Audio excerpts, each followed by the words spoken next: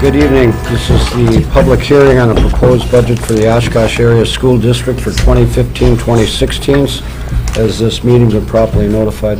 Yes, it has. Can you call the roll, please? Zito. Here. Eliason. Evans. Here. Turner. Here. Herzog. Here. Limburger. Here. Olmsted. Here. We have a quorum. At this time, let's do Pledge of Allegiance. We will be led by Carl Traeger Elementary School students Ella Schaefer and Caroline Coons. I pledge allegiance to the flag of the United States of America and to the republic for which it stands, one nation, under God, indivisible, with liberty and justice for all. Wait up here, you guys. All dressed up, I love it. Oh, pretty nice. Special occasion.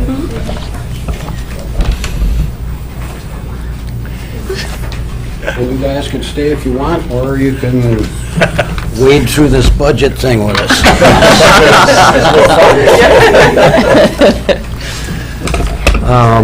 The budget hearing will be held on Wednesday, September 9th, 2015, at 6 p.m. in the boardroom of the Oshkosh Area School District Administration Center at 215 South Eagle Street, Oshkosh, Wisconsin. A detailed copy of the budget will be available on Monday, September 7th, 2015, at the Administration Center, or by contacting our business manager, Sue Schnorr, at 920-424-0122. And the summary of the budget is printed below. At this time, I guess the presentation of the budget would be in order. Maybe some hard copies for the magnitude of people who are here to see it, but I want to start with page 16. It is the comparables page that has been in the budget before, and I think it's important to look at where we were in 13-14 versus 14-15. On the mill rate, is the first column is the mill rate, and it compares us with like-sized districts, our athletic conference, and our neighbors.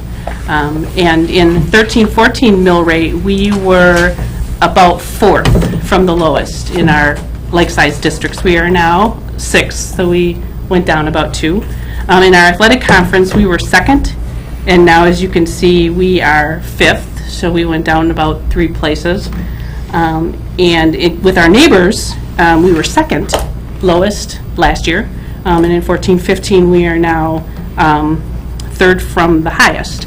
But I think it's important to point out that we've had the Oak Lawn referendum, which added debt. We have the energy efficiency referendum that added $25 million. We had the second energy efficiency referendum that added $14.5 million, and the first debt payment was included in here.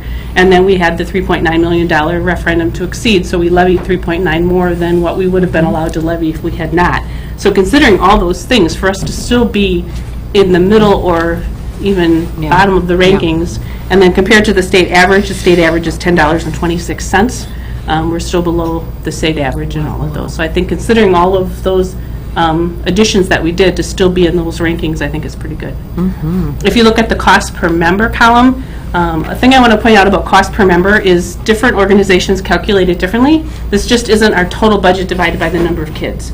It's from the DPI webpage, and it's called the comparative cost per member. So it only looks at certain factors. It doesn't look at like our building project, because some districts might have a building project, some might not. They won't include that in comparative cost.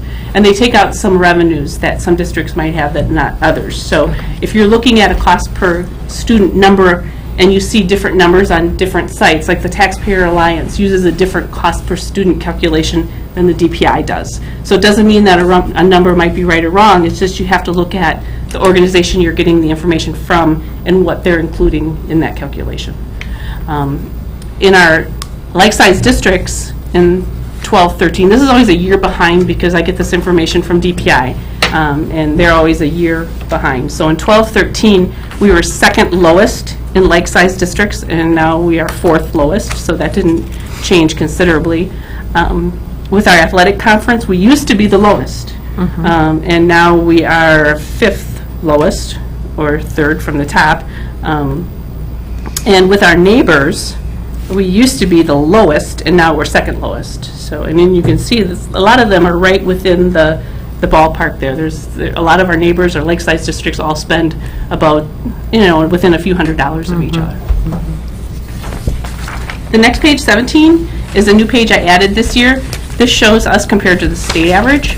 The top shows our mill rate against the state average mill rate for the last 30 years, and it's really amazing how consistently we have been below the state average. And it does show in fall of 2014 that they're almost right on top of each other, and again, that we just, for all those reasons we talked about, we crept closer to the state average, but we are still below. The state's $10.26, we are $9.81. The bottom shows for the last 6 years how we compare cost per member with the state average, or last 7 years. And we've pretty much stayed neck and neck with where the state average is.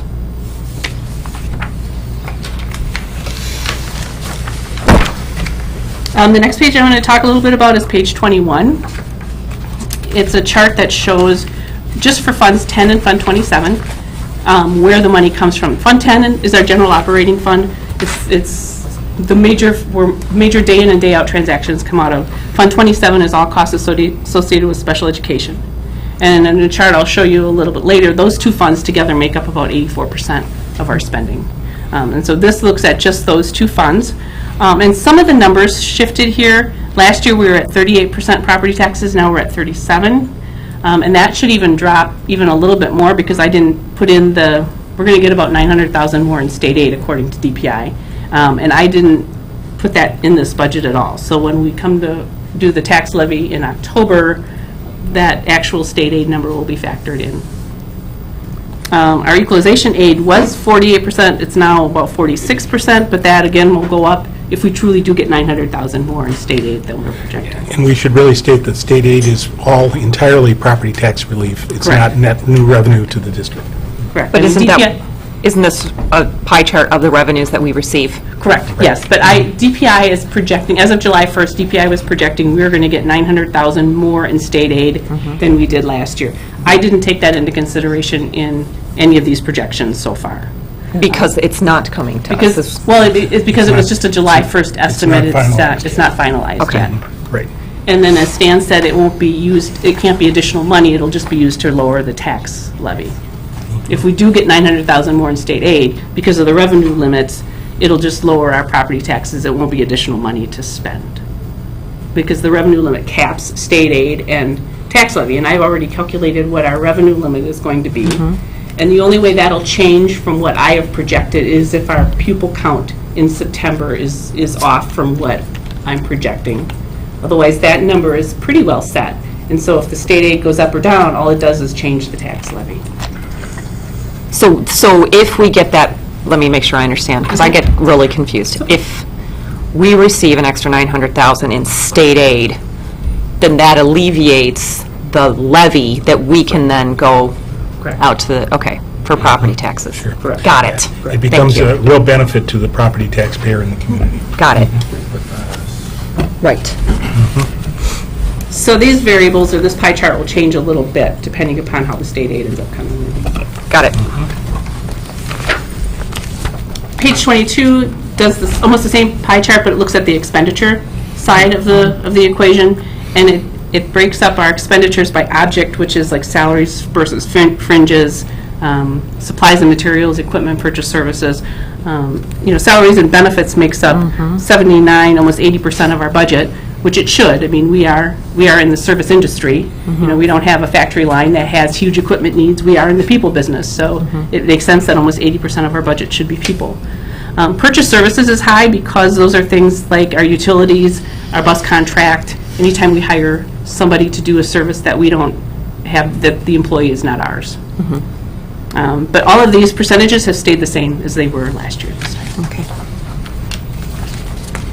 23 is just a kind of a new page I've added that talks a little bit about the accounting system that we're required to use by DPI. It's called WOOFR, and it kind of explains that accounting structure a little bit. Every single transaction, every revenue, every expenditure, every transaction has an account code. And then that's where all of this data comes from, is all of those being assigned an account code. And our budget is literally thousands of account codes. So when you see a summary in here that starts on page 25, that's just a summary. Within each of these summary areas is a multitude of detail and account codes. 24 shows you the different funds the district has. governmental or school accounting is fund accounting. And as I said, general fund and the special ed fund together are 84% of our district's budget. Some of the others are pretty obvious. Debt service is where we make our debt service payments from, our debt payments. Fund 80 is community service. Our recreation department's in Fund 80. Fund 50 is food service. Then the next pages, page 25 on, breaks down all of those different funds, and each fund I gave a little descriptor of what the fund is, and then within that is broken out by object area. So if you look at page 26, it breaks it out versus salaries, versus benefits, versus purchase services. And that goes on until Fund 27. It goes on until page 37, where I take the same data, but I show it to you by function. The function is the 6 digits that kind of gives the purpose of what the money is for. And so I take those same budget numbers from the previous pages and just show it to you by function area rather than by object area.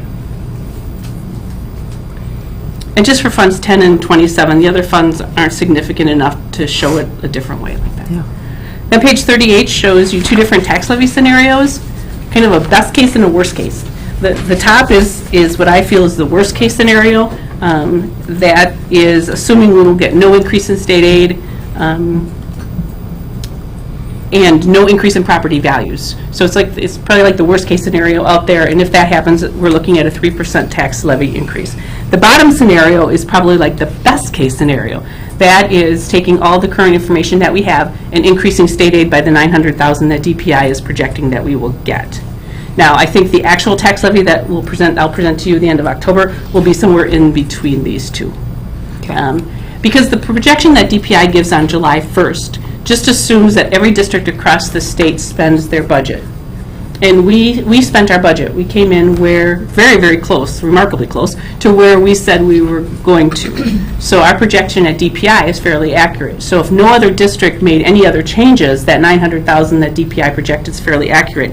But other districts don't always, if other districts spend more, they might get more of the state aid pot. The aid pot's frozen, so if another district spends more than we did compared to their budget, they're going to take some of that state aid pot and we might end up getting less. So that's why I can't bank on that number until we actually get the final number in the middle of October. Can you explain to me why then we don't consistently overspend by a ton so that we get more of the pot? That is a really good question. Okay. I think part of that's due to conservative budgeting and conservative boards. I think this last 2 years, we've tried to budget closer so But that if we budget low and spend more, then we get more of the pot, yes. and does that also put us in a deficit? I mean, It would put you in a deficit if you kept doing that over time. In an ideal world, you should spend what you budget. right. But it is a budget, and there are a lot The of variables. state rewards you for overspending. Exactly. Yes, it does. And that's a really unique Wisconsin issue, because what affects, in most states, what affects one district does not affect the other. But in this case, where they allocate a total amount of expenditure for education, then individual districts can pull up or pull down each other by their expenditure pattern. And it drives me crazy, having dealt with it differently for 30 years. And the unpredictability of this is a nightmare. Your action in May, June on approving putting money aside for future capital projects brought us that much closer to that issue. So it was extremely wise, and even the proposal that came at the table that increased it beyond the administrative recommendation was extremely wise, because it got us that much closer to maximizing our revenue for the year. I don't mean to complicate it, but the state aid formula has 3 different tiers. And if you are a high property value district, which we are not, we are about the average. If you're a high property value district and you spend above a certain level, state actually starts to take state aid away from you. So if you're a high spender and you have high property values, you actually get less state aid if you spend more. But because we are an average property value district, anytime we spend more, we get more. And so about 50% of the districts that are in that high range with property values end up having the potential of a loss because of bumping into that upper tier. So, But luckily, we're not in that. No. We're not in that camp. Again, we won't know until the middle of October what our state aid is. We should know the end of September, first part of October, what property values are. And so by the last meeting in October, we'll have all the information to set the tax levy. On the tax levy, there is a maximum amount that we could tax to. Yes. Is there, what is that percentage? Well, the revenue limit formula caps state aid and tax levy together. So when I calculate the revenue limit formula, the bottom line is a number that is this tax levy number plus state aid together. And so if the state aid goes up from what they originally projected July 1st, I have to lower the levy. If we get less state aid, I can raise the levy. So I can't give you, I mean, the top scenario is pretty much the maximum amount we're allowed. And with to all levy. those formulas and stuff. Because I kept state aid at like zero increase. And other districts would have a completely different number. Right, every district will have a different number. What impact or impacts are you anticipating on this budget relative to the voucher expansion in the state? You know, I tried to get an answer to that, and I was not successful, so I will keep trying to get an answer for that. Because there's two different voucher programs out there. There was the one that was in existence before this last state budget. And that one, we had 70-some students participate, if I'm correct. That money went directly from the state to the private schools. We didn't see it. We didn't even know what that number was, other than, you know, having to call the state or find out. The new program, starting with this budget, we actually count the students in our revenue limit, but then we have to, the money comes out of our budget to the private schools. And it was my understanding that those two systems were still going to stay the same, but the more I read, it's like now they're all those students, those 70 from before, plus any new students are going to be under the new system, where we will be able to count them all in our revenue limit, but then we will have to physically pay. The money comes here first.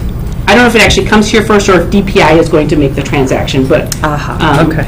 we get to count them in our revenue limit, which in some ways, if those students weren't our students before, they will add to our enrollment, and so then we'll get $9,100 for each of those students under the revenue limit formula, but then we'll have to turn around and pay $7,200 of that to the private schools.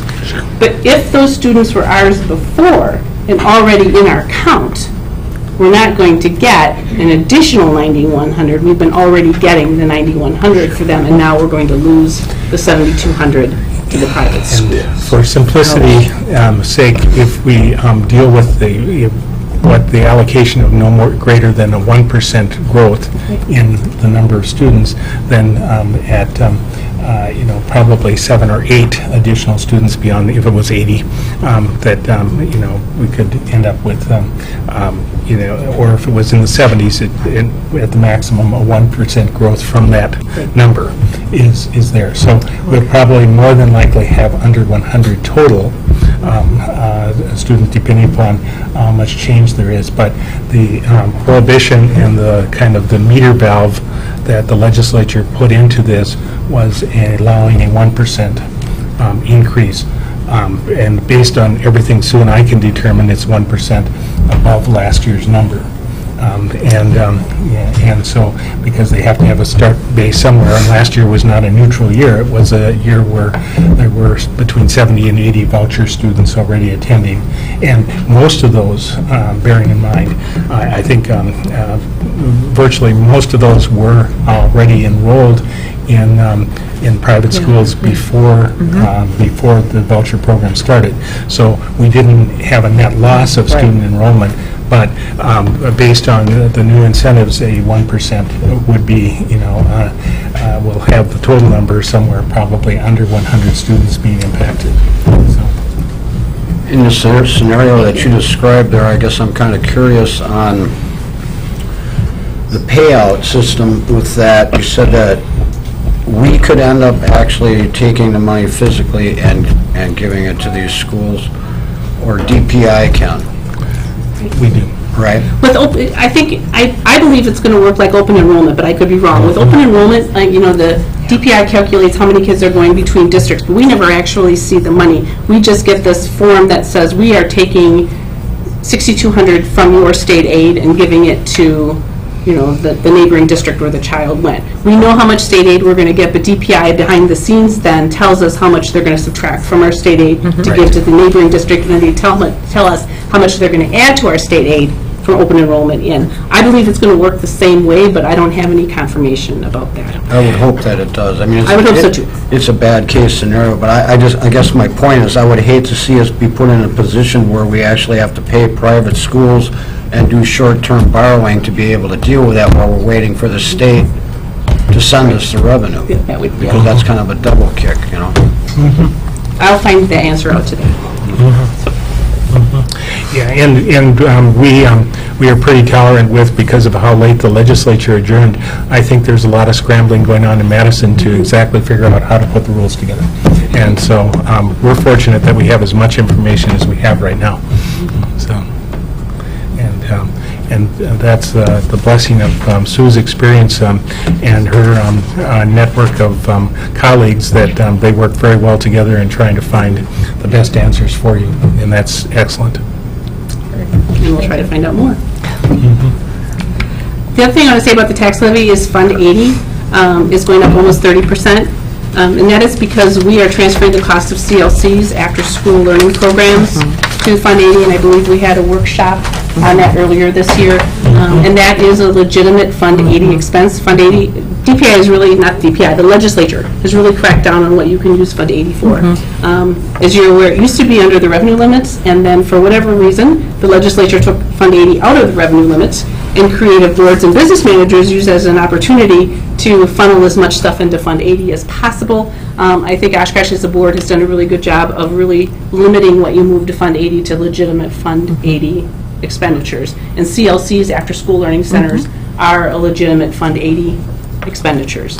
And we had a lot of grants to start those CLCs, but as those grants dry up, we need to find other ways to pay for those programs, and Fund 80 is a legitimate way to pay for those. And the Fund 80 qualification must be that the access to those programs must be to all residents of the community or all students in the community, and that's not exclusive to public school students.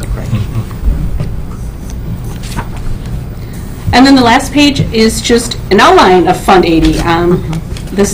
The last budget bill, the previous 2 years, required that as part of your district's budget hearing, you have to include a sheet about Fund 80 in your budget book. This last budget wiped out that requirement. We don't have to do that anymore, but I think because of all of the attention Fund 80 gets, I didn't think there was any harm in showing you what we all legitimately have in Fund 80, and so that's what that sheet does.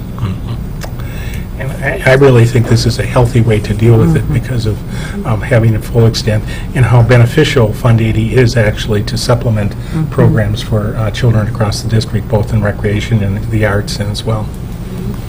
And Al Wenning does a really good job of running those programs and managing that budget. Yeah. We're making his world a little more complicated these days. I'll open it up to any questions. Anyone have any questions? Hearing none, we move to the guidelines for public comments. If there's anyone here who wants to speak on the budget, name and address, please. Clearly state your name and address and the topic you wish to address. Limit your comments to 5 minutes. Public comments rather than question-answer dialogue state clearly and concisely the matters of concern. And please remember that the use of specific names of district personnel may lead to a legal liability. Is there anyone here who wishes to comment on the public proposed budget for Oshkosh Area School District? Seeing no one, at this time, a motion to adjourn to our regular scheduled meeting would be in order. So moved. Second. Please call the roll, Mrs. Collins. Tito? Aye. Tito, aye. Eliason? Aye. Eliason, aye. Evans? Aye. Evans, aye. Garner? Aye. Garner, aye. Herzog? Aye. Herzog, aye. Limburger? Aye. Limburger, aye. Olmstead? Aye. Olmstead, aye. Motion carried. All right, we are adjourned, and now, Welcome to the Oshkosh Area School District's Board of Education regular meeting, Wednesday, September 9th, 2015. Has this meeting been properly noticed? Yes, it has. Can you please call the roll? Tito? Aye. Here. Coniston? Here. Evans? Here. Turner? Here. Herzog? Here. Hemberger? Here. Olmsted? Here. We have a quorum. At this time, it looks like board administrative reports, superintendent's report. Yes, President Dito, this evening, the volume of good news is increasing as the school year begins, and welcome back. The first is South Park middle school students learned about the Panther Way on their first day of school with a kickoff assembly, where students participated in team building and were able to catch prizes and subs from Jimmy John's. As a part of the first week morning meeting, students were taught expectations and behavior and etiquette and various areas of the building, as well as on buses and on the outside. And we seldom talk about etiquette in school, and it's always nice to see that word once in a while that it exists. Lakeside staff sends a big thank you to many people involved in the transformation and updates of their building. In addition, the building looks great, and the open house will be planned sometime in mid to late October, so that the community can have the opportunity to check it all out. We're looking forward to hosting that, and kind of holding, I would call, a rededication of the building will be a nice adventure, since we will have a time capsule and all those things that will be a party to that activity. Thank you to Ryan Bloom for making buddy benches at Roosevelt as part of the Eagle Scout project. Buddy benches were created to help identify students who are looking to make friends. If a student is sitting on the bench, he or she is looking to be invited to play with others. If a student is playing and not sitting on the bench, that student should be invited. Invite the students on the bench to play with them. And we're getting buddy benches across the district in virtually all of our elementary schools. Lakeside students were excited to start a new school year in a newly renovated school. The students learned about the Lakeside Way expectations, including being respectful, responsible, and safe in all school meetings. Note the nice new Lakeside sign on the building. So, Carl Traeger, students have a busy school year start, according to Jill Pascarella, Carl Traeger Middle School principal. Carl Traeger Middle School student is the best place to be. Students have had a busy start to the school year, learning about PBIS and participating in the scavenger hunt, conducting an evacuation drill, and holding two open houses just in the first few days. A big thank you from Reed. Students from Reed Elementary spend a big thank you to the Algoma Boulevard United Methodist Church for their open house surprise. Students were welcomed back to school with a bounce house, lawn games, snacks, and other fun surprises. Then there was a nice notice today in the Northwestern, but also a reminder once again to our community about a whole series of listening sessions for beginning our strategic plan. The Oshkosh School District will work on the next strategic plan now in September with the help of Oshkosh for Education. Community focus groups will be held to gather information about and input about the next strategic plan.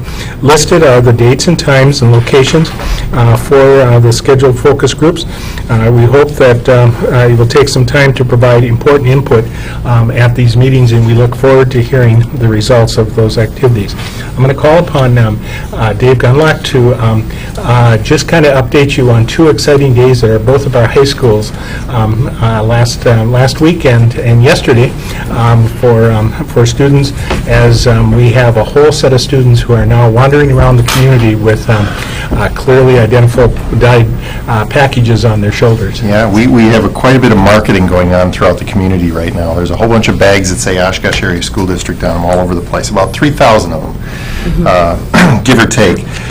We had a great day on Friday and a follow-up at Oshkosh North on Tuesday, where we deployed the Chromebooks to the students. You know, kudos to the staff and the administration of those two schools, because it went very, very well. We actually had a couple of couple of bumps early on because we underrepresented the quantity of personal devices that are going to be out there. Just to give you an idea, at West, we had 750 personal devices that kids had on them. They all took an IP address, so that when we had the 1,600 plus student units, we had to actually expand our IP addresses, which didn't take very long. We got them expanded and we were back up and rolling. But we have about 2,400 devices online today at Oshkosh West. North is really interesting. They had 1,200 student-owned devices. So actually smaller school, but the kids actually had more personal devices, which was really interesting. And we also had about 1,200 Chromebooks handed out to kids. It was really interesting as I toured the classrooms. More than once I walked in on a classroom where a student had their Chromebook with their left hand, and with their right hand they had their smartphone. So they already are transitioning into having and leveraging multiple devices at the same time. So that's pretty cool. One of the things that we've heard a lot of in the media recently, and at least in the trade documents that we look at, is the term digital equity. And there's a great amount of digital inequity out there in schools right now, and I'm happy to say that we don't necessarily have that.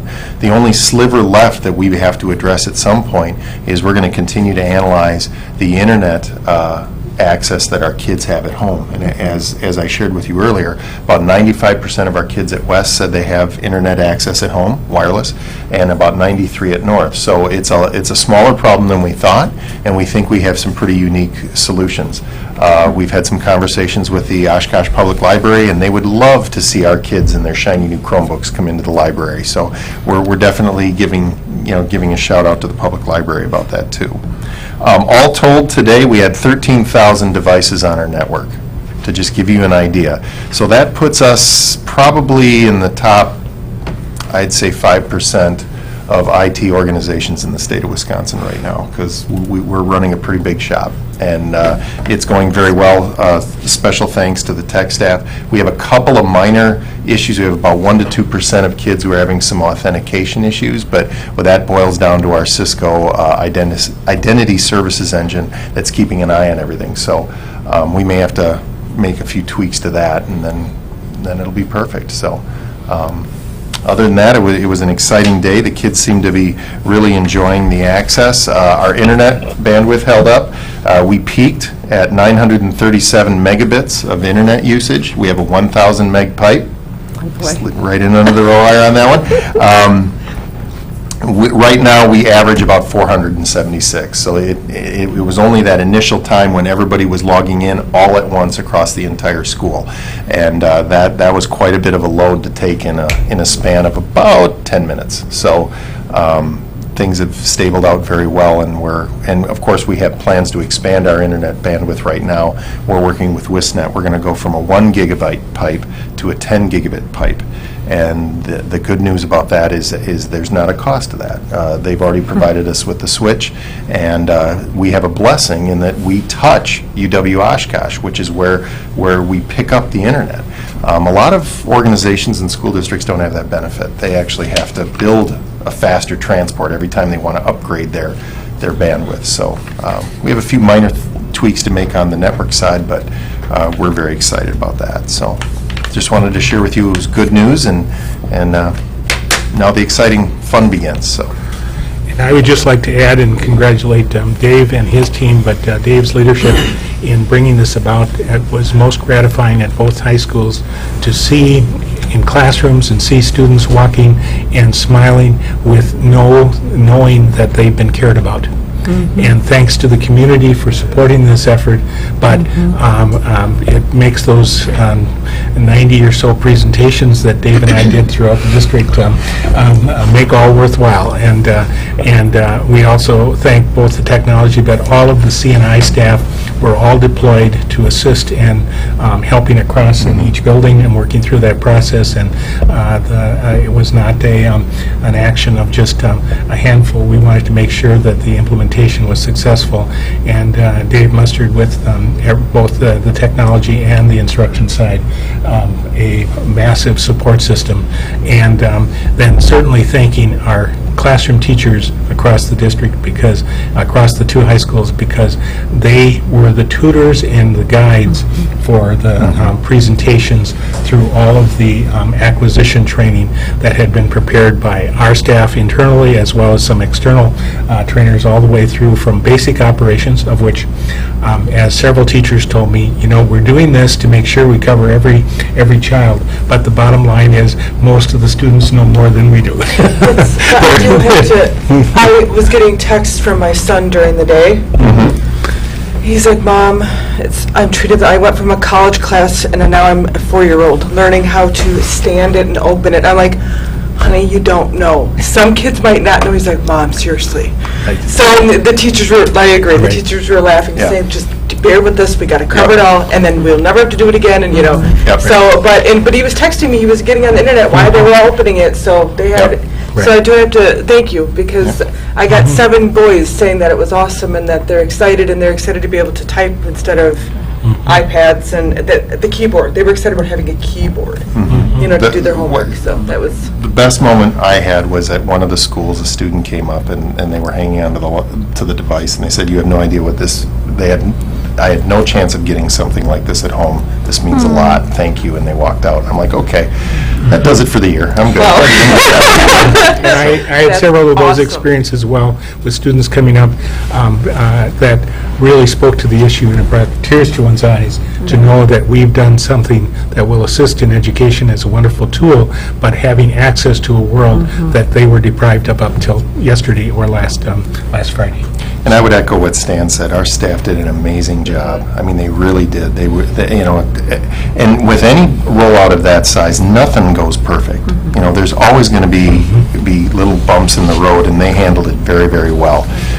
So, yeah, they did great. You should be very proud of them. So. Thank you. Lastly, we have just my calendar as the volume increases, right up to through to today, of activities going on in the school district over the last 2-week period. With that, completes my report, President Dito. Are there other reports from committee chairs? Anybody meet? Yes. Education. The Education Committee met on Thursday, December 3rd at 8:30 in the morning.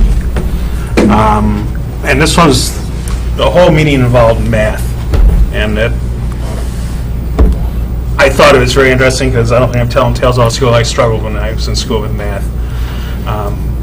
As I said, the math in high school, when I was going to school in the olden days, before anybody even heard about the computers, was they went through the homework on the overhead projector, problem by problem, then he gave you the next day's homework, you went home and did it, and you come back and do the same thing. And back then, even I thought, God, there's got to be a better way of doing this, teaching math. And there is. As you know here, we're doing everyday math in the grade schools. And in an effort to continually improve, they noticed that there was some deficiencies in that, and they wanted to see if there's anything better. And that's where this Advantage Math Recovery Professional Development, or AVMR, comes into play. And they also have, they rebuilt, according to what everybody's saying, they tore it down and rebuilt everyday math. So we have a pilot program going on with the grade schools. Half the schools are doing Everyday Math 3, the other half are doing this Bridges from the Math Learning Center, and after a year they're going to evaluate and see which program is the best. And we have one school that's going to be a control group that's using the Everyday Math that they're using now, and that is Roosevelt as a control group. And we will be getting a report probably in April of what different class students did and what one seems to be working. So I think any way that, and these math, both everyday math and this Bridges use discussion, drawing, problem-solving activities to work on math, which I think is great because that's STEAM right there. You got everything going on with that. So I was excited to have that presentation by Julie Holmes, and I look forward to the report in April. I don't know if I left anything out. I mean, I would just add that I think that what's exciting about this new approach is not, the kids don't just learn how am I want to say this, what algorithm to use, but they know why the algorithm works, and then it's just taking it down another level, which is so cool. So. Thank you. Are there any other reports from committee chairs? Hearing none, we will move on to our workshop sessions. The first workshop, ELL program plan, Julie Mosher, Shimura, and Hobley.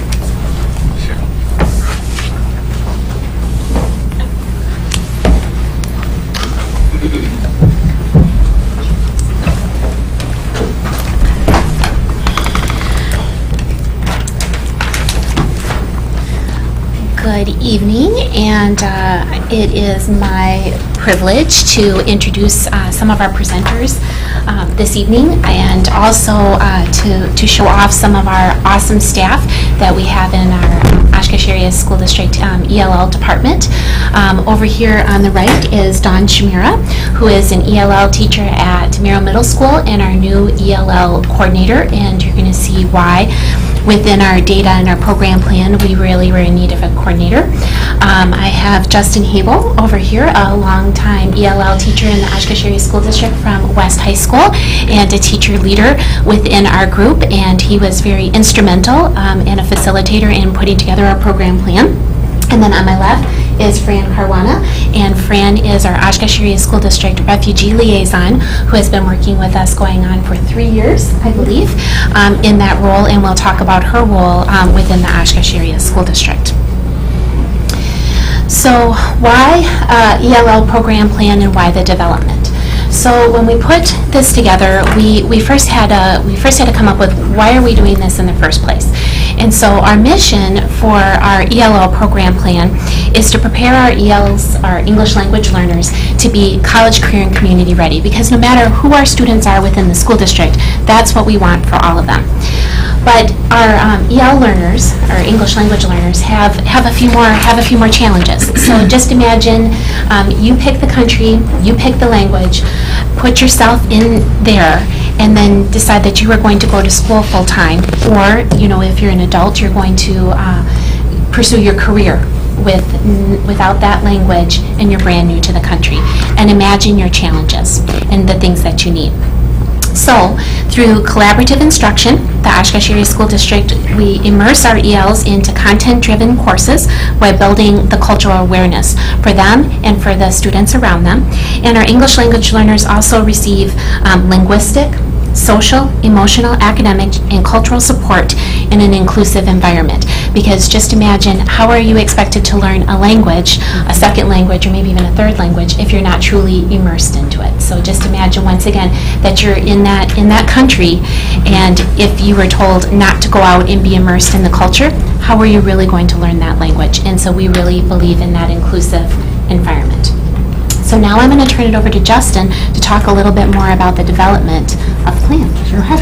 So we did actually have a plan in place. The problem was, though, the last time the plan was updated was in 2010. So we needed to add some things and update some things. For example, the Common Core was missing out of our current language plan. Some of the different techniques and uses that we do were not in there. Our state testing was off. We were missing the ACT and the Badger exams. And a little later we'll discuss this, but we have a large refugee population in the district, and there was no piece about that in the plan. So what we decided to do was, this was above just the ELL team working on it. There's a lot of people that go into educating our ELs, and so we formed a committee that was comprised of administrators from the secondary and elementary level. We had pupil services involved, ELL teachers from elementary, middle, and high school. And we also invited in co-teachers or general ed teachers that work with our ELL students since we follow full inclusion. And so we just made this big committee and met for an entire day and kind of went through the old plan and decided what needed to be updated and changed. And so from there, we've done some refinement and we've done some drafts. And in your board packet, you have the latest draft of the ELL program plan. You will notice that there are some things in there that are highlighted that still need some links, or for example, we want to update the policy numbers with our new Neola policy pieces, that kind of thing. So there are still some tweaks or revisions to go, but the majority of the plan is done. And so we're going to highlight some of that for you this evening. But before we go into our program goals and those types of things, is we want to talk about the changing demographics of our English language learners in the Oshkosh Area School District. A lot of our community members and our teachers really think of our English language learners as of Hmong descent or being Hmong, because that was our major cultural group that has been in the Oshkosh Area School District for a very long time. And so a lot of our English language learners are either, second or even third generation English learners, because that's the second language, or that's the primary language spoken in their home. So those are our legacy learners. So what's happened in the last 3 years is we've had an influx of newcomers. And the newcomers are either migrants, where they have chosen to come to the United States, or they may be refugees. And so with both of those populations, with our legacy learners and our newcomers, there are very different needs between those two types of English language learners. And so our program plan that we've updated addresses both those types of learners. But one area that we want to highlight that is special, or we're focusing on in the Oshkosh Area School District and in the Fox cities in general, is students and families with refugee background. So the Oshkosh Area School District, we absolutely welcome our students with refugee background. And with the resettlement from students with refugee background from Africa, Asia, the Middle East, and I got them all, Africa, Asia, and the Middle East, these refugee families and our students with refugee background, they're coming here for fear of being persecuted based on religion, race, etc. And so we in the United States welcome them in. So we are supporting those families with the support of our refugee liaison, Fran, our ELL specialists, our coordinator, our pupil services. We are wrapping around our families, and we have put together a plan that as soon as our families and our students come to our school district, we immediately get them going and welcome them right into our school community. Fran is the first contact that a lot of our families that are using World Relief Resettlement Agency. She's our first contact with the school district and does a fabulous job of being that representative. And then from there, we immediately try to transition them into being right into our school community, because once again, we want to make sure that they're ready to be college, career, and community ready and meet their hopes and dreams that they were unable to get in their home country, their country of origin. So, where are these countries of origin? Our students are coming from Afghanistan, Iraq, Burma, Democratic Republic of Congo, Kyrgyzstan, and Burundi. So those are our primary countries of origin that students are resettling in. And so, of course, it's not just the Oshkosh Area School District, but we have partnerships throughout the community and the state that are supporting us. So, World Relief of the Fox Valley, which has offices in Oshkosh and a satellite office in Appleton, is our prime resettlement agency, but we need to know that there's also other resettlement agencies, but this is the primary one that we work with. We have a partnership with the United Way, which hosts a resettlement task force, which addresses things in the community. The Boys and Girls Club sponsors our summer school language immersion courses. Justin's one of our instructors during the summer. Our Winnebago County Literacy Council supports our families and other of our students in being able to navigate through all the forms and all the things that you need to do and read in English. Department of Public Instruction has been a big help with our Impact Student Refugee Grant. We have been awarded 3 years in a row money to help support our transition of our refugee students, and we are applying again for those funds. Fox Valley Technical College for our families and our adults that are also trying to learn that second language. They're being supported there. And then, once again, in the United States, it's the Office of Refugee Resettlement that is pushing and bringing in these families into our community.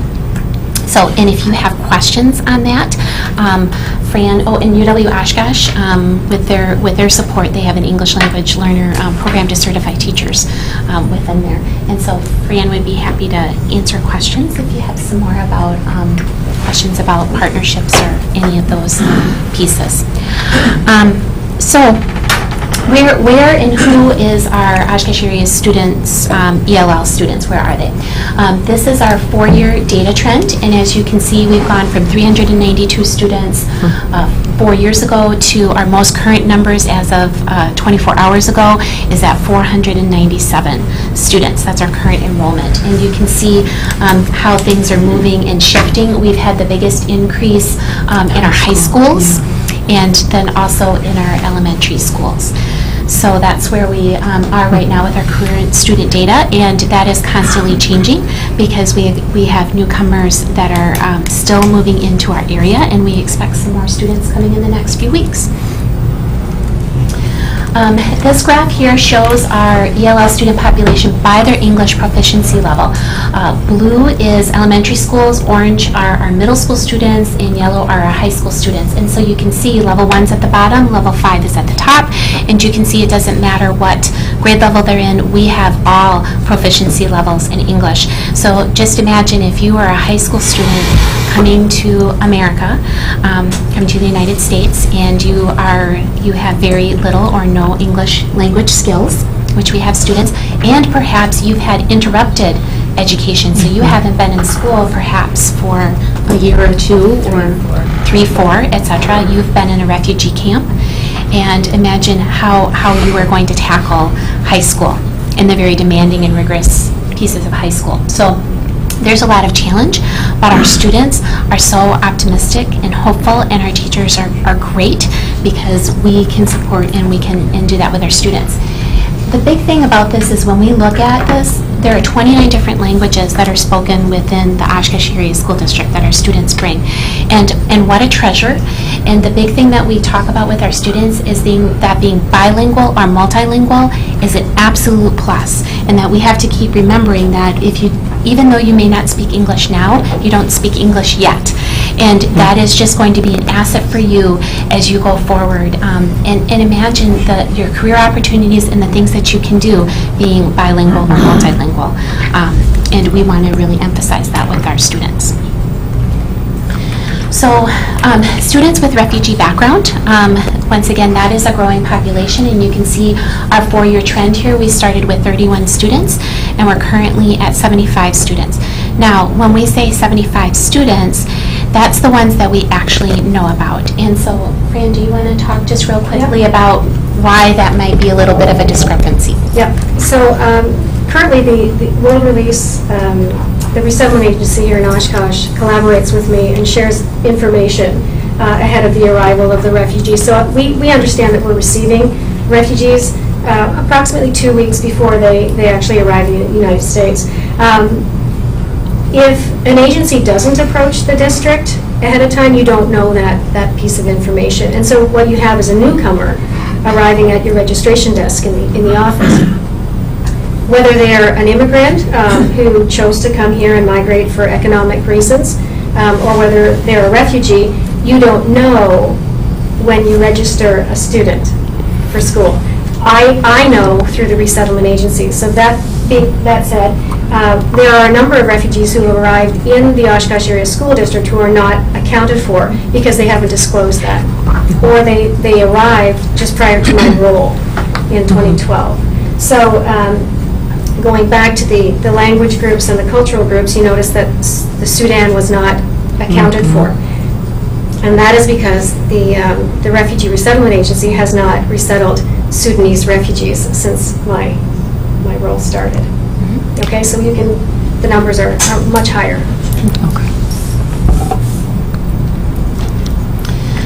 So to work with our students, this is how our staffing has changed over the last 4 years. So we've gone from 14.8 FTE or full-time equivalent to currently we're at 17.4. And you can see that over that time, we've really tried to shift our staffing and adjust as much as possible, because one of our sayings is that we go where the students are.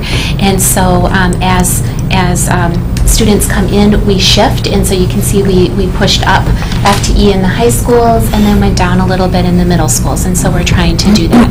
But with the influx of students, we're really trying to support that. ELL programming is a Fund 10 expenditure, and it's partially supported, but it's not totally aidable. And so we get funding from Title III through the ESEA application. We get funding through bilingual, bicultural, but that's only a small portion. And so as a school district, we're required to identify, and we're also required to service our students that need English language services, but it's not something that all this funding comes in from either the state or from the federal level. So we're really responsible as a school district, as a community, for making sure those services are provided. So as we go into the ELL program plan, and as you can see, I believe the document was 55 pages, the full plan, so I'm sure you read all of that. But there's a lot of flow charts, there's a lot of checklists, etc., because there is a lot of legislation and state statutes and legal requirements for our language learners. But our program plan, to make sure that we're meeting their needs to be college, career, and community ready, and being able to meet all those compliances and regulations, we have 4 goals. Our first goal for the ELL program plan is that we want to make sure our students develop, and then they also maintain their speaking, their listening, their reading, and their writing proficiency and fluency in English. And so we assess that through something called an access test that we're required to give students annually, and that's a federal requirement. And we use the English language proficiency standards in order to measure that. And so from there, we not only use that, but we also monitor, and we also put in place language goals for all of our English language learners that we monitor as educator, but our students also monitor themselves, because it's their learning as well. So that's our first goal. Our second goal is that our EL students will demonstrate proficiency, of course, in that core academic areas. And so working with our regular education teachers, as they were also part of putting our program plan together, and actually co-teaching is one of our major strategies with our English language learners. I know that Justin does most of his time is spent as a co-teacher in classrooms at the West High School, because we want our students immersed in that. And so working with our regular education teachers, our ELL teachers co-teach, and they monitor student progress in those academic pieces. So think about this. Not only are our students learning English, but they're also responsible for their academics at the same time. Could I just ask a quick question? Sure. Sorry. Go ahead. Could you clarify the difference between EL and ELL, please? There's really, EL is English learner, Okay. and ELL is English language learner. Okay. And then ESL is English as a second language, but Dawn? English language learning is more of the English language learning. and then Mhm. English learner. An English learner. So EL is the simply... person, ELL is the learning of the concept, and ESL is used outside of the K-12.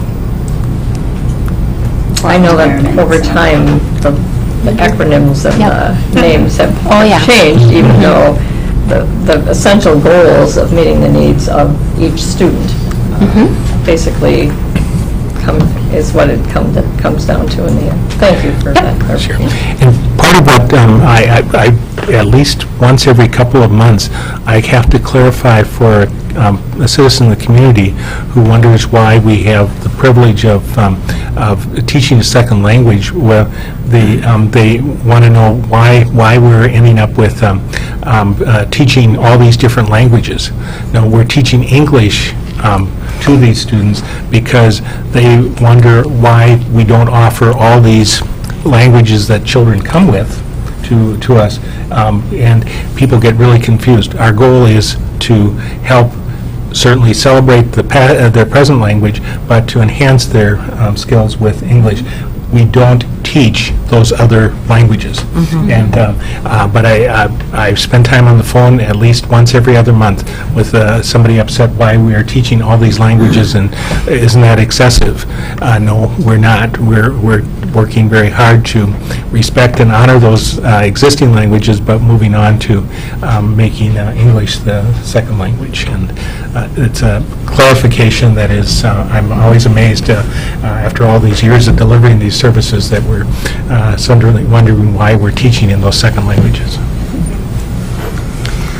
Our third goal in the program plan is that our staff is going to receive the support, the resources, and the training to build that capacity to support those learners, our legacy learners, and also our newcomers. And that's been a major piece of our training, working with Fran working right alongside the ELL teacher at each school, especially schools that have newcomers, and making sure, because it's a whole different skill set that you need in order to make sure newcomers feel safe, welcome them into your community, get them accustomed to what it's like to do school. I mean, we automatically assume that students know how to do school, and that's not necessarily the case, especially if you've had major interruptions in your schooling, and schooling in a different country may look very different. And so making sure that they're ready to go and they have those routines and they feel supported. But we've definitely had to train our staff, and also training our staff and community-based organizations as far as what that also means to be a newcomer and how we help and support our students in school. So it's been a lot of communication, it's been a lot of presentations to organizations, to families, and presentations in schools. And our fourth and final goal within the program plan is providing that environment that maintains and values cultural identity while providing opportunities for EL students and families to actively participate in their community. And so once again, making sure that we honor their cultural background, their heritage, and once again, and celebrate that being bilingual or multilingual is absolutely an asset within our community. And so we very much enjoy having our students with us in the Oshkosh Area School District. So, in the world of school these days, there's still accountability. And No Child Left Behind is still in effect for our ELL programming, for our EL program plan. And so within that, within our accountability, we are held accountable to 3 different areas, and hopefully this isn't too small for you to see. But the first area that we're held accountable to is progressing in English language acquisition. In other words, yearly are our students making growth towards language proficiency. And so the red dots are our school district, and the blue plus signs are the target, and we are well above that, so that means we are constantly meeting goals. But notice how that target keeps increasing, so that means that we need to be staying above that blue line. But that's going to be becoming increasingly hard because we have newcomers, and so making sure that we stay and making sure that we're progressing them through the language proficiency levels. Our second goal is not only are they progressing, but our goal is that they reach English proficiency, that they're considered English proficient. In other words, we're exiting students from our ELL program. And as you can see, the red, we are maintaining above that, and we're maintaining the target to stay above that, so we're meeting those goals. But the next part is where, as a school district, for the first time, we did not meet one of the annual measurable objectives, and we were one of 153, don't quote me on that number, one of 153 districts throughout the state of Wisconsin that did not meet this third goal. And this third goal is that students are proficient or advanced in mathematics and reading. Go ahead. What's the test that they have to take? It was the WKCE, and now it's the Badger exam. And so that's the measure of whether they're proficient in reading. Comparing. I mean, are the 153 schools not meeting because the Badger exam is different than? Nope. But what's happening is, in the state of Wisconsin, and in our school district in particular, we're bringing more and more of our EL population is newcomers. So once again, imagine you are a 4th grader or a 7th grader or a high school student. You have to sit down and take a standardized test in a language that you are not quite proficient in, and you are trying to meet that bar of being advanced and proficient. And I think we're doing very well with our students. Our students are doing great, but once again, that's quite a big goal, and so that No Child Left Behind legislation has not caught up, and that accountability piece has not caught up with the reality of what we're trying to do with our students. So for the first time, we did not meet that goal. So for example, if you go to high school mathematics, we were supposed to have 44.7% of our students that are identified as English learners proficient, and we are at 23.8 or 26.5% over a 2-year piece.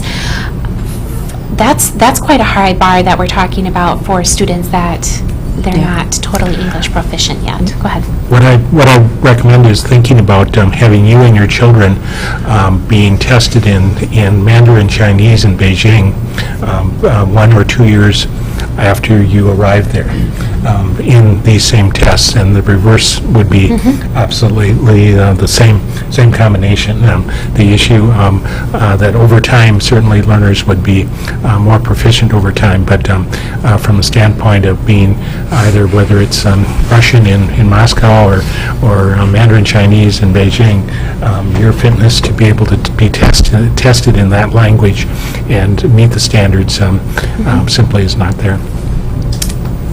Yeah, go ahead. Did they, you said this is the first year that we've not met. Correct. So we were meeting this 45%. Well, up across the top, you can see the target. So in 2011, this is the where targets changed. the targets keep going. The targets keep going up. And our English language learners are, the majority of them are more recent immigrants. So we have more refugees. Yes. So the target is And going the up. target continues to go up. Yes. Okay. Just so I understand the game. Right. Right. Okay. So we look at this, and this is great information, but we really know, once again, we're trying to get our students self-sufficient, and we're also trying to get them college, career, and community ready. So yes, they are absolutely competing with the rest of our students, but we know that we need supports in place, and I'm just going to say it, measuring their achievement like this is not, I don't feel is appropriate, but this is where we are with our accountability. So we take a look at it, and we continue to work with our students and do the things that we know are needed and are right.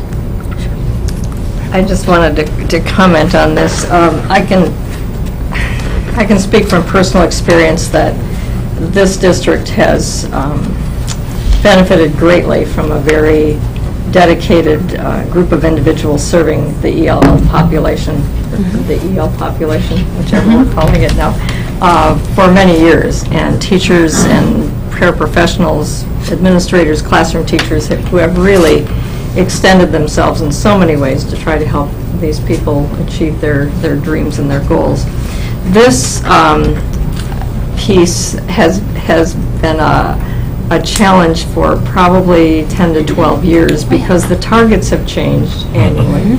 And with districts who have larger numbers of refugees, typically they'll score in the 1 to 2 category. And I don't know what the current research is. I'm sure some of you are quite well versed in that.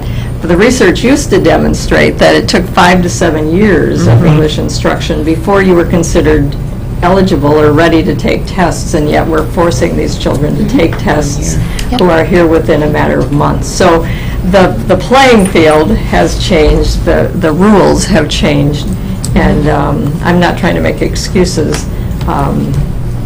It's just the cards were dealt and we have to deal with them. But I really appreciated your comments about the hope that students bring to the table and bring to the classroom, and the fact that so many refugees, families of today and from past years believe in education as key to future success, and that ties in beautifully with college, career, and community ready. Yep, absolutely. Thank you. So this is really why we're here, and this is what it's all about, is that we really want our student engagement in the school community. And so, I don't know, Justin, do you want to talk a little bit about our language immersion program we have in the summer, and that's where some of these pictures are from. Sure. So within the last couple of years, we've started a language immersion program during the summer, and the goal with that was we wanted our students to not lose what they had gained during the school year, but also to kind of bring them up to speed. So there's actually 3 levels. There's a K-3 group, a 4-6 group, and then I usually have the 7-12 group. And so what we're doing in those classes is we're teaching social skills. With the high schoolers, we take them out to the community, we show them how to order at a restaurant, how to buy groceries, we've done cooking skills with them, introducing them to adults, teaching those basic social language skills. But then we also do, I've done math and reading, so supplementing what goes on during the school year, and the lower levels are doing that as well. So the kids actually love coming to school. You'll see in the pictures all the activities we do. We've gone to the library, they've done programs for the kids, so it's a lot out in the community, but it's also a lot of academics as well. Our ELL teachers, this happens to be Shua Tao, we once again push into the classroom, and so our teachers are out in the classroom helping students get their language acquisition or goals, because once again, you go where the language is, and the language is in the classroom, it's in the school, it's at the lunch tables, it's when they're out and about. We want students participating in that. And then this is a great partnership, and I don't know if you want to tell a little bit of this story, Dawn? I would love to. This is the mother, on the left there's a mother of one of the students, Korean students, that's in our program. And she's a math teacher back in Korea. And the girl on the right is a refugee, and she's really struggling in math. The basic math skills just weren't there. So the mother wanted to volunteer at our school. She didn't know English very well herself, but she knew it enough where she could help teach the math concepts. So it was very interesting watching the 2 of them get out the iPad, and instead of English to Arabic, it was Korean to Arabic. But it was really a great partnership, and she volunteered in our program 2 days a week for about 4 months. Wow. Wonderful. So I want to close with, there are hundreds of languages in the world, but a smile speaks them all. And so our teachers are just wonderful. And I'm just so proud of them in how we are welcoming students from all cultures into our schools. And so I'm just so proud of our program plan. I'm proud of the things that we're able to do with our students. And thank you for your support as a board. And we would like to open it to questions, even though this doesn't want to go to the next slide. So. I just wanted to bring in an historical perspective again. I know in your plan you spoke to the special challenges of helping high schoolers not only learn language, second language acquisition, but also content, and then be ready when they walk across the graduation stage to go out into the world and be self-sufficient. There is some history in the district of supporting those students beyond the age of 18, in situations where it was felt that perhaps 1 more year at the high school level would greatly benefit those students, even though they may have acquired the credits to receive the diploma. I can think of one young man in particular who was a Kurdish refugee. I met him when he was about 12 years old, and he was in, we called it ESL back then, English as a Second Language. He was in that program. He didn't take some of the more advanced courses in high school. He played on the soccer team. He was extremely motivated, as were his other family members. He was allowed to stay 1 more year in high school so that he could take those advanced courses. And I ran into his father recently in the community. I believe he's a doctor at this point. So we never know what that extra effort that we put in, and the fact that he was allowed to stay another year got him into the college of his choice and allowed him to pursue a career. So I hope that we can continue to do those things, as I see this as a program, as others, that really is tailored to each individual student and what their needs are, truly taking each student where he or she is and moving them forward. And I hope we can make some provisions for some of those high school students in particular, whether it's joint programming or collaboration with the tech or other entities to allow them to maximize their learning in the school district before we sort of set them free and they take wing and go out into the community or the larger world. And we absolutely do that. Great. A big thing that we do is, depending on the student's age when they come in, is we really have some good conversations about what is their plan, what is their hope, where do they want to go, what are their goals, and what is the best placement for them. We have lots of conversations about grade level placement, and where that is, and do they have the opportunity to get 22 credits, and are we going to be able to make sure that they're ready at that time, or also students that are coming in that are much older, let's say they're 17 or 18, at the time that they're coming in, what does their placement look like, because they're going to age out of our school system before they're able to attain a diploma. So we absolutely have those conversations, and we really do look at what's in the best interest of that student, their family, and what their goals are. So. Thank you. Yeah. I noticed on the proficiency charts there that the reading proficiency was much lower than the math proficiency. Yep. I suppose there's a real simple explanation, but what is that? Dawn, do you want to? I can give an example. We have several students that come from Korea, and they have a very strong math program over there. And so when they come into our program here, they actually test higher and are moved up. I had a 6th grader last year that was taking 8th grade algebra, and another one that was in 7th grade that's now or 8th grade that's now in geometry over at the high school. So it doesn't necessarily correlate. It can. Their math skill can be lower if they had if they have an interrupted education. If they're refugees, they'll come here and have had that break, and so they need to catch up. So it can be lower along with their language skills, but not necessarily.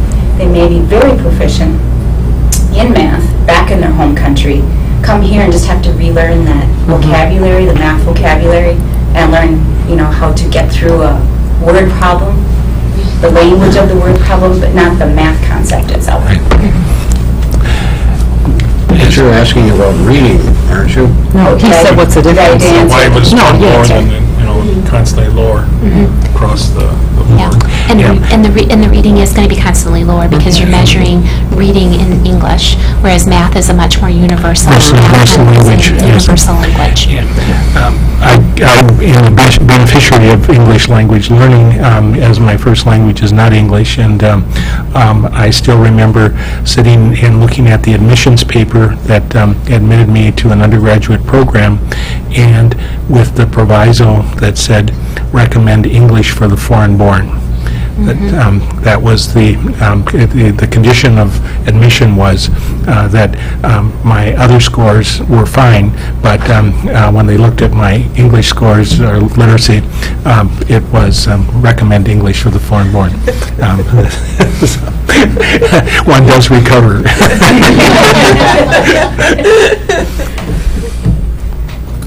Is there questions, comments? Thank you guys for your report. I just want to thank you and the others you represent here at the table tonight in the district who contribute each and every day to the success of these particular learners as well as the rest of them. The work is extremely important, so thank you. Yeah, Thank you for your support. It's a great joy to work with them. And we get great reviews from all those other agencies in the community about the outstanding work of our staff here, because there are lots of organizations that were outlined in Julie's previous slides that are partners with us, and it is a constant reminder of the quality of what all of our folks in this area are doing, because they are so pleased with how we respond. So thank you. All right, our next workshop is College Career Community Ready in the Oshkosh Area School District. Julie Moser, Nicole Peterson, Patty Anderson-Shue, and Oshkosh Area Chamber of Commerce. Sure.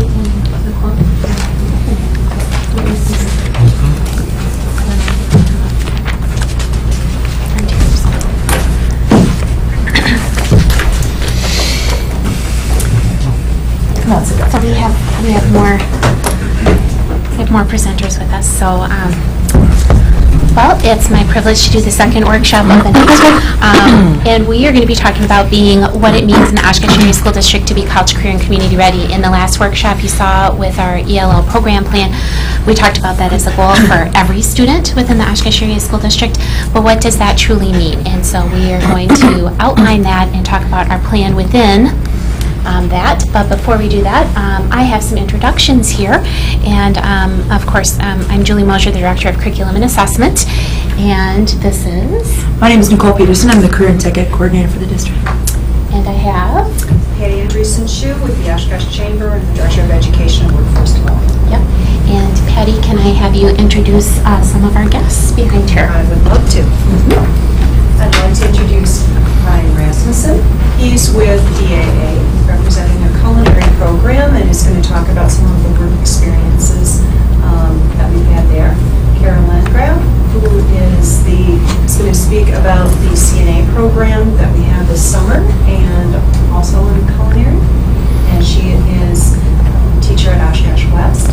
Dan Shea with Shea Electric is the owner there. He is going to speak about the youth apprenticeship and the adult apprenticeship program that Andrew Bogart, one of our star youth apprenticeship students, participated in and is now in the adult apprenticeship program. And then Mark Bouchel, the department head at Oshkosh West, who also was the supervising teacher of Andrew Bogart. Awesome, thank you for the great introduction. So, we're talking about being college, career, and community ready because in priority number 5 of our strategic plan, I keep talking about I feel like priority area 5 and goal 5D that is the powerhouse of our strategic plan, and that's every student is college, career, and community ready with partnerships with families, businesses, community, and higher education, and you're going to see a lot of that this evening through our plan. So when we talk about being college, career, and community ready, what does that mean? So in the Oshkosh Area School District, we have 3 key areas that we're saying we are focusing on to make sure students are ready. And so that is life and career skills, and we'll talk more about what those are and what we're focusing on, career exploration, financial literacy, and of course, it's the business that we're in. It's that foundation of academics underlies all of it, because that's what we're here for. But to be ready, we really felt those were the 3 key areas that we really need to instruct students in. So the first one, what does each of these mean? The first one is life and career skills. And so when we think about this, we also sometimes hear of it as soft skills. You know, these are things that our students are lacking, or you know, human resource managers across the nation are looking for these things. And so in grades K through 5, we have 5 established life and career skills standards that go across our grade levels. And so there are lessons, and we actually give students a life and career skills score, so to speak, a 4, 3, 2, 1, advanced, proficient, basic, etc., on the report card, and we give students feedback and their families feedback on that. In grades 6 through 8, you're going to see a new feature on the report card this year, and that's we're also going to have a life and career skills score, formerly known as the effort grade, is now going to be on our middle school report card. And once again, those standards that students have been working on in grades K through 5 are pulling up into 6, 8, but a lot more sophisticated and refined because now we're dealing with older students. And so then high school, we have life and career skills, or sometimes we call them in some of the content areas college career readiness standards within those courses.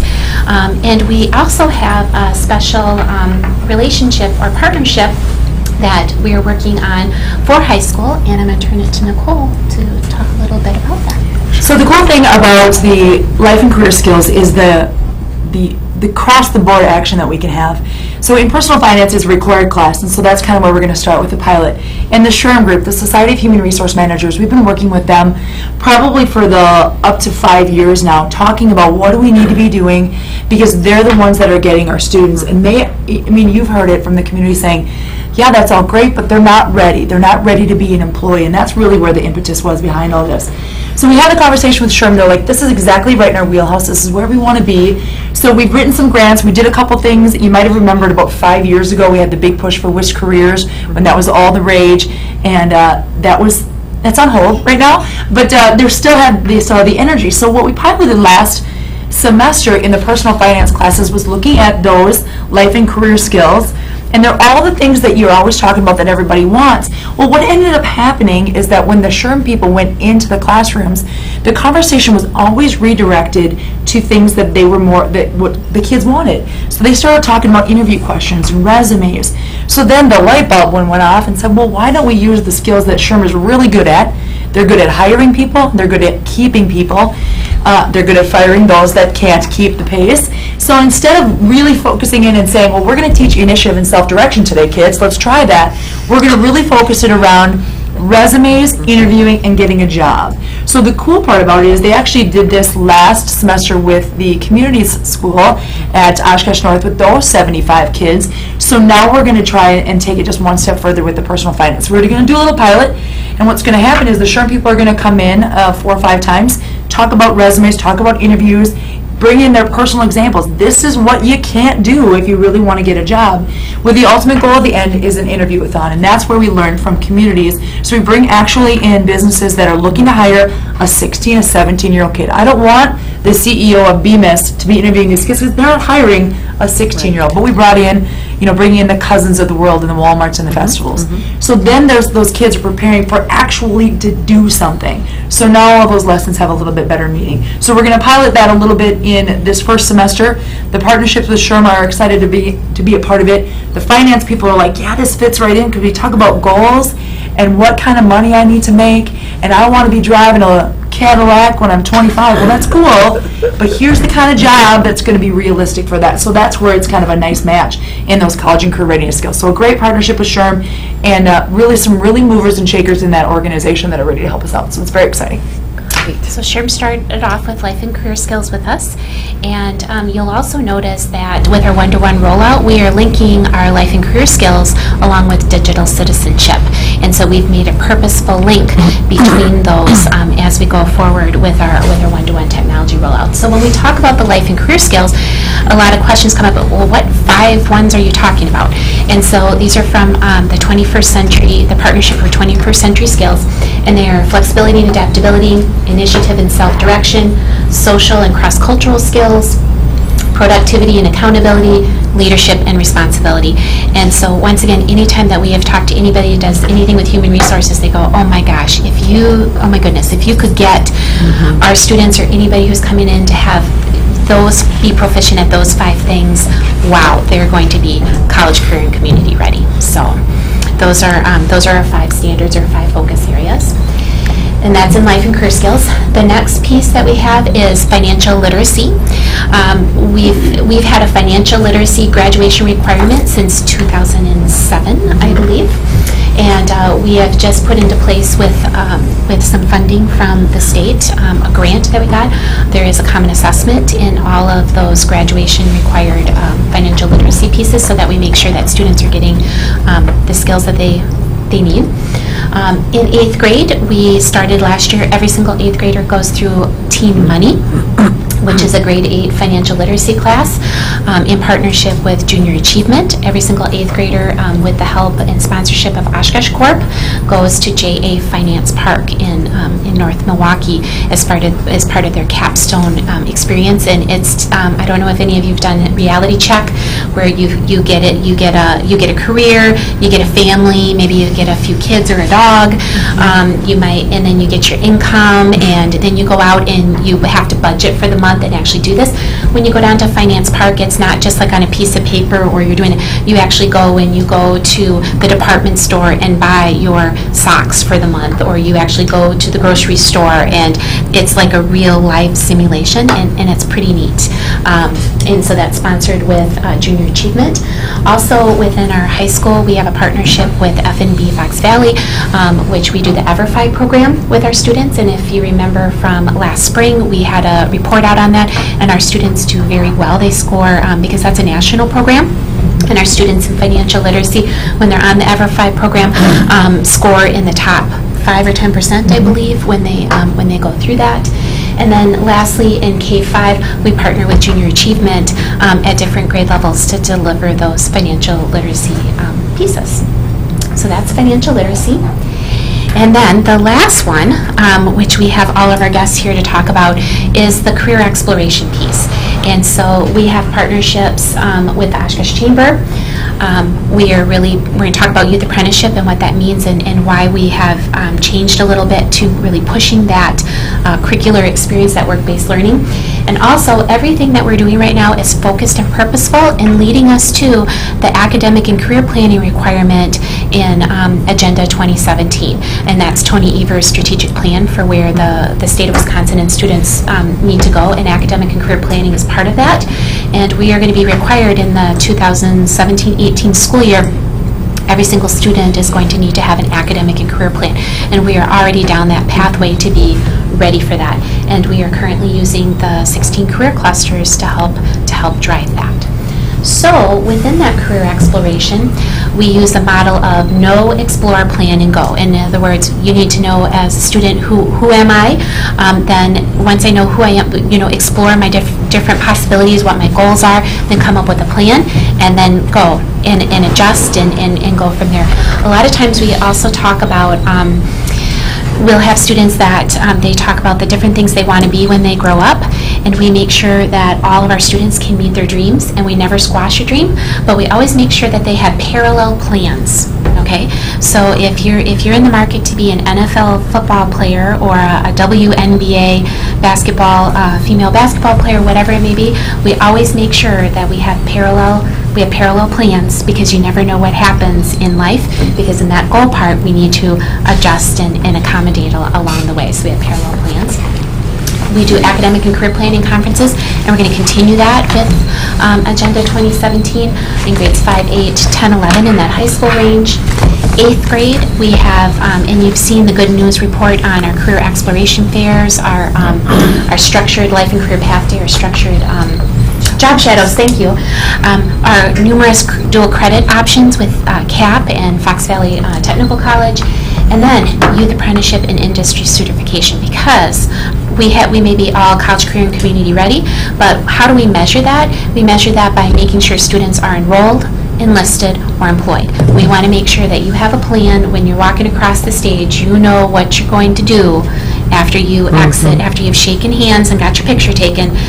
You know where you're going. So enrolled, enlisted, or employed. So talking more about career exploration, I'm going to turn it over to Patty to talk a little bit about youth apprenticeship and one of those pieces. One of the programs that the state has is called Youth Apprenticeship. And it's a program that not only, sometimes when we think about apprenticeship, adult apprenticeships, you think of the skilled trades. This covers that, and you'll see a success story about that later tonight. But it also, as you can tell from the numbers up there, we had 18 this last year students complete the program. That could be students that, as an example, now have are on their pathway to become an engineer. Another one is going to be an accountant. We have marketing individual out there. We also have welders, a plumber, landscaping, automotive, electrician, culinary, and now you'll hear stories, because sometimes I think that's the best way to really explain, instead of just numbers, the stories of the people that are actually accomplishing these things and why it's important to them, both from an employer standpoint, teacher standpoint, and obviously the student as well. So with that, Does Lucy would like to go? well, the way we have it planned, okay, is that I'd like to introduce Ryan Rasmussen. And Ryan, can you tell us a little bit? Ryan represents EAA and what you do there. I do, absolutely. So first and foremost, thank you for allowing me the opportunity to be able to come and speak in front of you today. My name is Ryan. I represent the Experimental Aircraft Association here in town. I've been with them for the last 3 years, 4 air ventures worth. And so my role is the food and beverage manager there. So I oversee all of the food operations that handle not only year-round, but also during air venture, which can be quite taxing, as you can imagine. And so when Patty first contacted me and said, you know, we've got this youth apprenticeship program, is it something that you'd be interested in? I kind of had to take a step back, because I thought, wow, I mean, what a great opportunity it is for students to be able to come into not only any workplace, but a unique workplace such as EAA, where for us in the food and beverage industry, especially the EAA, it's relatively new. Most people, when they think about EAA, they think about, well, they got that 1 week-long event in July that brings in all the crazy people. But we're more than that. We're a year-round facility that does catering and events all the time. So with that, I said, yeah, I think we do need to get involved with this. Not only from the standpoint of being able to bring students in to learn more about culinary, what to do, what not to do to help better their careers, but also I looked at what our mission statement was at EAA. When you think about it, our mission and our drive is to support aviation, and especially youth in aviation. So even though we had one student that came through, if I could get just that student to have a little piece of EAA and take that away with them, I've done my job as a representative of EAA. So with that, we took on a student. He was a fantastic student. He was my very first interview with him, which was standard. He had to come through. He had to interview with me. And so I looked at him and I said, why EAA? Why is it that you want to come here? And he said, well, I want to own my own restaurant. And I said, okay, well, let's learn how to cut cucumbers first. But at this point, that was what I knew, that this gentleman really, really wanted to learn as much as he could about the food and beverage industry. And I was going to make that happen for him. I was going to try to give him as much information to help him make a decision on whether or not that's what he wanted to do with his career. I was extremely impressed with the student. He came in to his first day at work and knew so much more about the industry than I had given him credit for. When it comes to serve-safe practices, temperatures, making sure that you're constantly washing your hands, all of that knowledge piece was stuff that he already brought to the workplace to me. So I didn't have to take the time to teach him that, which was a great value because we could just jump right into, okay, here's a production sheet. Now we got 35 people that we've got to feed lunch to, let's go. And so it was a great opportunity and a great experience for him to just dive right in and really learn some things. He did have a willingness to learn. He took everything like a sponge and really, really did just a fantastic job with us. And I think not only just in the food world for him, but it also taught him a lot of other just valuable life lessons when it comes to the workplace. Time management, organizational skills, all of the things that employers are looking for when they first hire on either a student or somebody coming into a business. All of those are important, and he really got a first life lesson coming right out of high school to do that. So. As far as EAA, obviously it helps us to be able to grow these folks. One of the great things with my student is as he was coming closer to graduation, he looked at me and he said, so I'm almost ready to graduate. Are you just going to get rid of me? And I said, well, let me ask you this question. Do you like being here? And he said, yeah, I love it here. And I said, okay, then you have a place here. If you come back to work tomorrow, you have a place. And he's still employed with us as we speak. And so it's just a true testament of somebody who truly had came in, knew nothing about food and bev or the real world application of food and bev, and just grasping that and taking a rolling with it. Unfortunately, Brandon will be leaving soon with us, but he has decided that he's going to do something else with his career, which is fine. I think we all go through some of those struggles, whether it's college, before college. We all change our mind a million times about what we do. But the great thing about him is he was able to come in, learn what it was, and decided, you know what, working 7 days a week in a restaurant may not be what I want to do. So, but it was still valuable for him to learn that. So, for us, it was a great piece to have him with us, and I appreciated all the support that he gave us, and we're sad to see him go eventually, but he'll always be welcome back to us. So, Thank you. Yeah, absolutely. Thank you, Brian. Yeah. Thank you. Sure. Now I'd like to introduce Dan Shea and Andrew Bogart and Mark Rochelle to tell the story of Andrew Bogart. Yeah. Mark Rochelle. I work at Oshkosh West in the Technology and Engineering Department. Andrew was one of my students for several years, actually, and we talked a little bit about, I threw out the question, what are you going to do, if graduation will happen someday, what's your plan? And it, as testified earlier, it changed a little bit from time to time, very normally. But Andrew settled on a goal, a plan, an idea to get into the electrical field, and tasked me a little bit with making a connection someplace to find someplace for him to do some type of youth apprentice. I didn't know where to start. I made a couple of phone calls, wound up talking to the iBrew office in Appleton, the International Brotherhood of Electric Workers, who gave me the name of Shea Electric and Mr. Dan Shea. Made a phone call, and the rest from there is history. Very fortunate. And Mr. Dan Shea, does that sound like a good intro? That's a great intro. Thank you. So I'm going to stay scripted so that I hit all the bullet points, and I'm not a very good speaker. I'm a tradesman. So I'm an Oshkosh resident. I'm the COO for Shea Electric and Communications. My wife and I are proud parents of 2 Oshkosh area school district graduates, Jessica in 2013, Danielle in 2015. She was the first graduating class of Oshkosh Communities, and I'm a huge advocate for the Communities program. I'm a member of the National Electrical Contractors Association. I'm the Fox Valley Chairman and State Board of Directors for the NECA. So you can see that I'm very big into my trade. It's been very good to me, and so I'm just going to keep reading here. So people ask me what we do. What do you do, Dan? And they're typically taken back by my reply by say, I'm in the people development business. We just happen to be an electrical contractor. So I want to tell you a quick story about Andrew and Mark, okay, and both first-class people.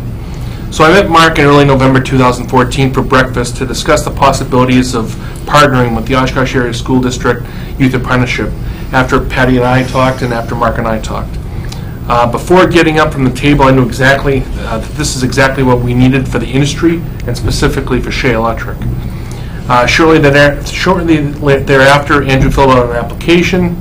We did a background check as we typically do, and he was meeting with 4 of our guys. We have a process for hiring. It's not just myself, and so we met with 4 people. He was well spoken and very anxious to try. He was very anxious to try out our career, an opportunity for this career. A week later, he started working for us 2 days a week.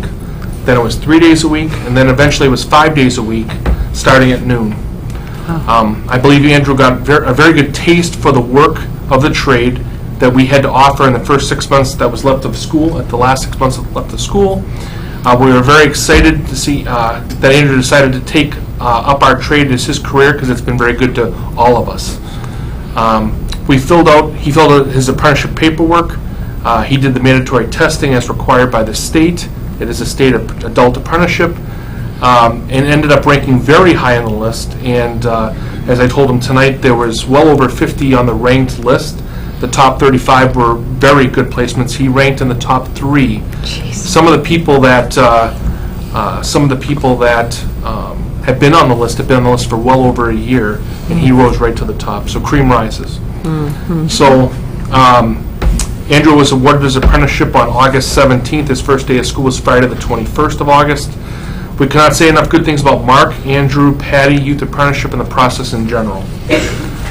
So I just want to address a couple quick things about our trade. Along with being a NECA contractor, I'm also on the pension trustee.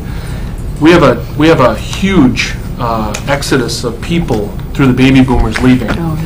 And I want to share just quick things for the people watching at home, what you can make as an electrician. So we were required to pay minimum wage when Andrew started. We didn't pay him at minimum wage. He started out at $11.50 an hour as a first year, not even a first year apprentice, as a high school student. In August, I'll let Andrew say, he got the phone call, you got your apprenticeship, this is what you're going to make. And he's making $17.10 an hour as a first year apprentice, less than 6 months out of high school, and he has a full benefit package, pension, annuity, health and welfare, vacation fund, the whole 9 yards. I didn't do this for him. Andrew did that for himself. And he's thanked me, oh, Dan, thank you. And I constantly say, I didn't do it. You did it, right? So I can't, but the big thing here is that I see there's a large push to send kids to college. I'm for that, if that's their track they choose to take. But I'm very thankful for Mark and for Patty for getting us involved, because our industry is in a world of hurt. And the trade's been very good for me. I'm not from the state originally. I'm from New Hampshire. I've traveled around the country. We've settled here. We've been here for well over 20 years. And we're going to be hiring an apprentice every year for the next 5 years just to keep up with the uptick in the economy. This recession's over. We got to really concentrate on this. We've got, in the next 10 years, we're going to lose 40% of the licensed electricians in the state of Wisconsin. 40%. We're not putting that many apprentices on. Right. So I'm here because I think that, with Mark, and, he's now you're the head of your department now, and it was a great decision to put him there, just so you know. As a taxpayer, that's my opinion, okay? I'm a taxpayer, okay?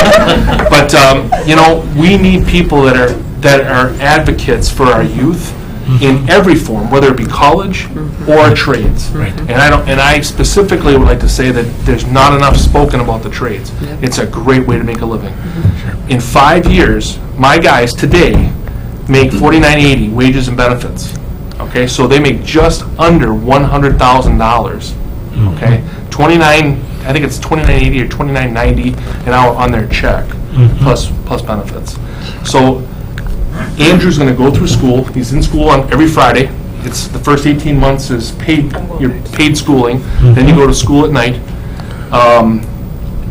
He has no debt. He goes to school and then he works, gets paid. He'll graduate with zero debt, and he'll be making, with wages and benefits, in 5 years, $100,000 minimum. So, one of my project managers said, make sure you're paying attention because you're going to be running jobs sooner than later. He's like, well, I've got a lot to learn. Cream rises. So he's already exemplified what Mark had said from day one, and I'm not setting him up to lose. I'm not trying to pump him up, but he really has stepped up. He's like a sponge. We're not just an electrical contractor. We specialize in low voltage, so we do voice, data, video, fiber optics, card access, cameras, sound, music, paging. He's done 80%. He's touched 80% of our trade in the last 6 months. 6-8 months. He's done everything but fiber, I think. He's pulled 100,000 feet of data cable. He's put in LED lighting. He's put in low voltage switching. He's done everything. Okay, and there's tons of things to do, but I can't say enough about how we need to push for our trades. I also want to thank Patty and Mark for getting us involved in youth apprenticeship. It's been a great success for us. We're all in, and we'll support it with dollars. I mean, Mark needed conduit and needed parts and pieces. We'll have it delivered. So you're going to get that kind of buy-in from the people when you lean on us. I also want to speak very, very highly of the Oshkosh Communities Program. My daughter was a graduate of that program. She was also one of the people that spoke to you guys, Danielle Shea, and she's at UW Green Bay, going after communications degree, and she wants to be like a Judy Britton type of person. She wants to be out there in the community. And then the last thing is, you spoke of it earlier. I think that the problem that I see in our schools, and I won't say problem in the schools, the problem with our parents, I'll go that far. The problem with our parents is we're not teaching our kids, right, to pay attention. The soft skills that you spoke about earlier is the number one crisis. When I talk to our young people, what are your fears? Because if you look around, people make decisions based on fear, whether you're 16 or whether you're 46. Fear of losing a job, fear of being accepted, blah, blah, blah. The fear of one-on-one interaction, because people are always looking down at their tablets. It's the fear of one-on-one interaction and the soft skills. Communities. My daughter knew how to shake hands. Both my daughters know how to shake hands, and they're very, dialed in. But I was very impressed because I was one of the people that came in to grade some of the people shaking hands. Right. I was very impressed. So it's not your job, okay, to teach that. It should be taught at home. But if you could continue to push that, that's something that, as a business person, we greatly need. As a tradesman, we're working with doctors, nurses. He's working in a hospital currently. We're working in all the different businesses, school districts, what have you. And it's the one-on-one. It's being able to talk to people. And it's a crisis. I would call it a crisis. So that's what I have to say. And I would just like to add to Mr. Shea, last spring, Julie and Patty held a breakfast for our apprentice students and their employers, honoring and thanking them and for the success we've had. As I was walking in the door to the restaurant or to the dining place that we were having the breakfast, Mr. Shea said to me, "I want to thank you for both the apprentice program and the communities program, both participating as an employer, but also for the experience of my daughter." And I couldn't have a bad day after that. So, thank you. Thank you.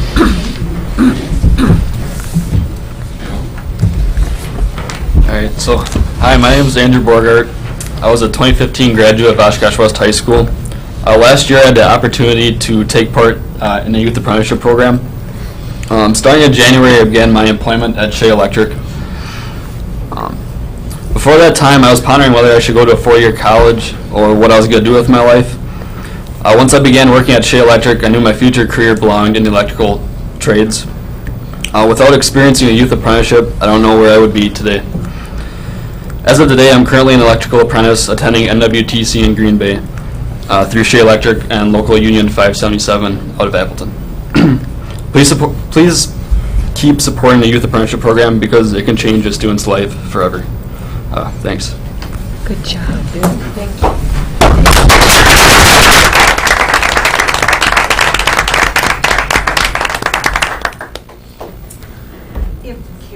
Absolutely.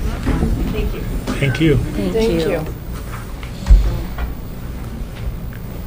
Now I'd like to introduce Carol Landgraf, and as we continue on with youth apprenticeship, we've also found that in healthcare, as an example, there is that same need that you heard expressed in the trades in healthcare, and one of the areas would be within the CNA program.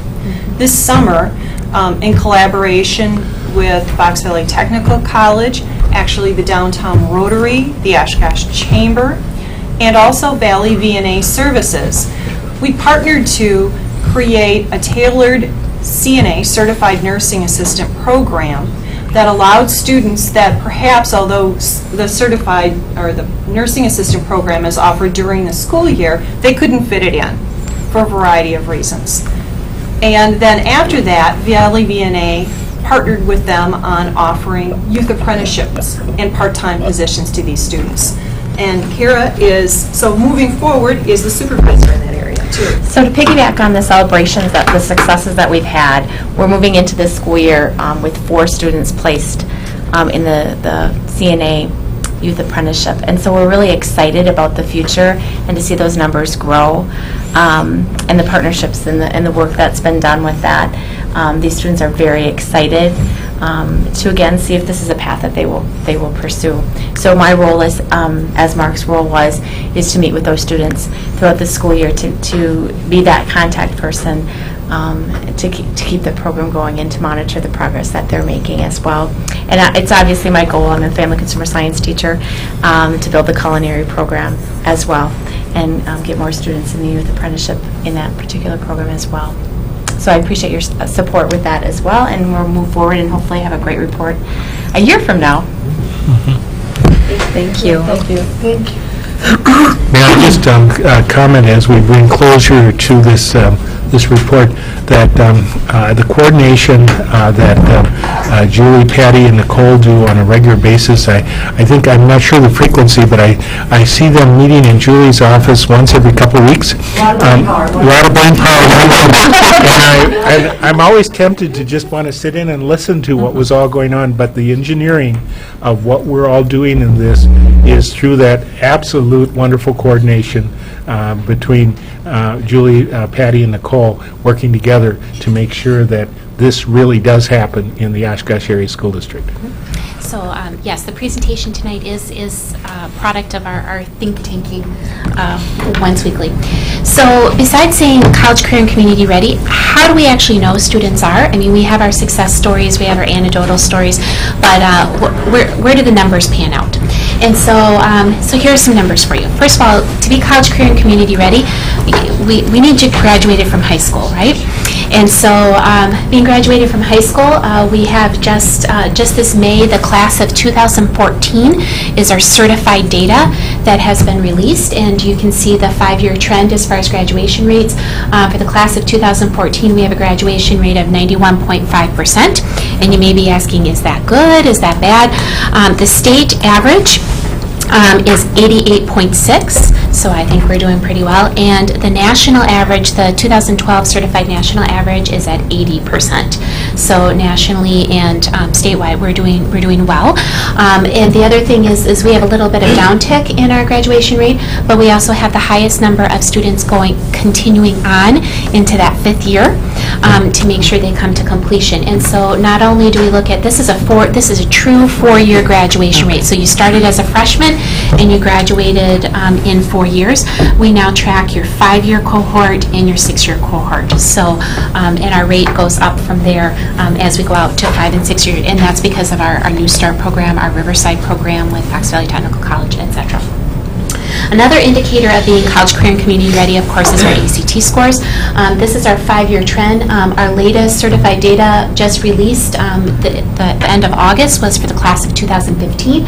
Our ACT composite is at 22.7, and the state average is at 22.2. And that's with approximately 60% of our students from the class of 2015 taking the ACT. The class of 2016 will be closer to 100% because we just administered that last March to all of our juniors statewide. So you're going to see a little bit different data that is still embargoed, and so we'll get that out to you as soon as that's ready.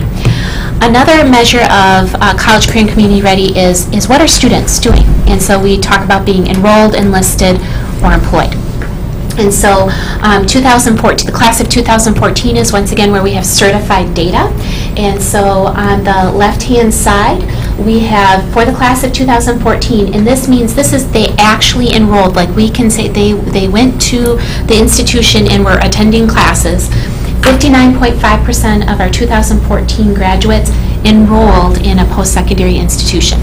And then 40.5% enrollment was not reported. So they were either employed, enlisted, or doing whatever they're doing. We would like them to be employed or enlisted. So, and then over on the right-hand side is the breakout between the 2-year and 4-year enrollment. So 2-year being a 2-year institution or a 4-year institution. So we have 145 students that were at a 2-year and 264 students that were enrolled in a 4-year. And out of the 2- and 4-year institution, the majority of students are attending school in-state, and I believe it was 53 students were attending an institution out of state for the class of 2014. And yes, we do know where they go. And so here's a little quiz for you. What is the #1 institution that students attended out of the class of 2014? UW-Madison. UW. Oh, no, actually, it's Fox Valley Technical College. And remember that when we say college, career, and community ready, college is it's 2-year. It's 4-year institution. We don't differentiate because really the preparation that students need is the same whether you are attending a 2-year or a 4-year institution. The preparation that apprentices such as Andrew, your requirements are really the same. That's a misconception that you need a different type of preparation based on where you're going to go. It's really dependent on what are your goals as where you attend. So Fox Valley Technical College is #1. UWO would be #2. And then #3 is actually UW Fox Valley, which is a hidden gem up in the Neenah Menasha area up there. And so actually Madison, 24 students between Oshkosh North and Oshkosh West attended UW-Madison out of the class of 2014. Wow.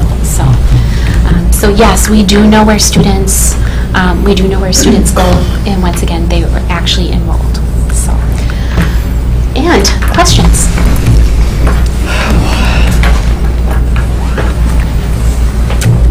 I liked your presentation overall, and one of the things that resonated with me was the the three words enrolled, enlisted, employed. Do you have any data relative to enlistments in military service? No, and that's one thing that we have to get at a little bit more.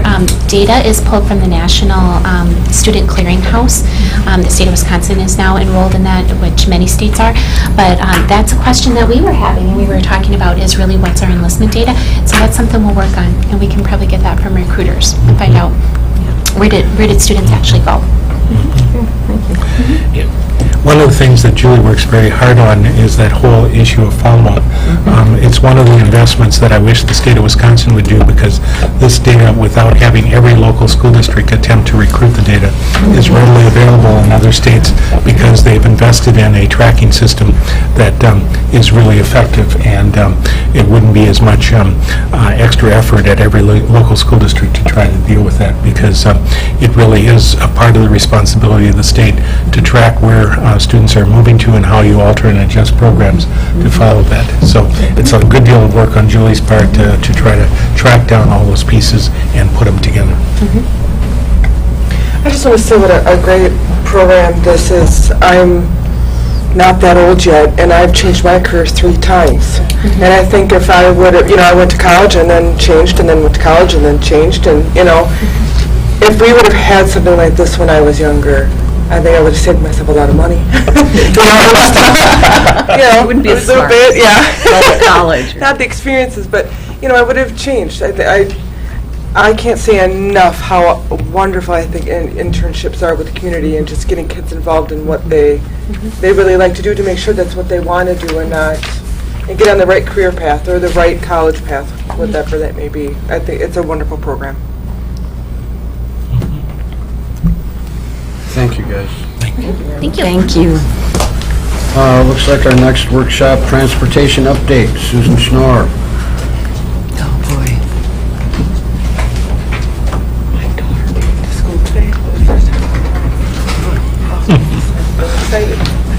This is my good news, bad news report. Only good news. The good news is that Cobuson changed software this summer. Like they said they were going to do. They went to a software program called TransFinder. A couple good things about that is they now hold the license. We do not. They have the same software in all of their other hubs in the state, so when something goes wrong, they have other people who can help. So those have all been very good things. The bad news is, like any software conversion, there are always glitches. And we experienced some of those glitches, which I'll talk about in a little bit as we go along. The good news is they hired a new person in their office who is very, very skilled and very competent. The downside is he is a new person. So he was very good at computer software. That's his expertise. He knew nothing about K-12 transportation. So there is a learning curve there. The poor man even got his bus license or his driving license, so he is out driving buses when he should be fixing routes. He's out driving buses. That's part of the bad news, is that drivers are really, really hard to find. If you traveled anywhere this summer, in every single parking lot had a bus with a "We need drivers" sign on it. As the economy improves, the ability to get good drivers and quantity of drivers is very, very challenging. They even have everyone in their office except one mechanic and their safety manager out driving routes the first few days of school. So as a parent or as us, if we tried to call Cobuson, there was 2 people answering phones. One of them was a mechanic, so he wasn't even in the office, he was in the shop, and their safety manager. So it was really challenging for parents to get through to people at Cobuson, because everybody who could and had a license was out driving a bus. So that was also very challenging, and they're really trying to work on that. Some good news is we did get postcards out to our families the 21st of August, which is earlier than I think we've ever gotten postcards out to our families. And we're still working on the Infinite Campus interface, but there's some challenges there. We have a lot of transfer buses, and Infinite Campus currently doesn't have the capability to show a transfer bus, but we'll continue to work on that. The bad news about the postcards is that special ed and 4K families didn't get postcards, and I'll talk a little bit about that later.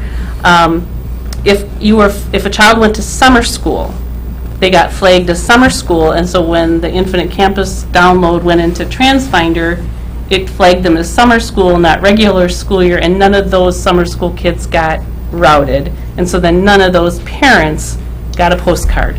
But thanks to Dave's technical staff, they discovered what happened and fixed it. His staff, I think it's Craig, has been phenomenal in this whole conversion with TransFinder and Cobuson.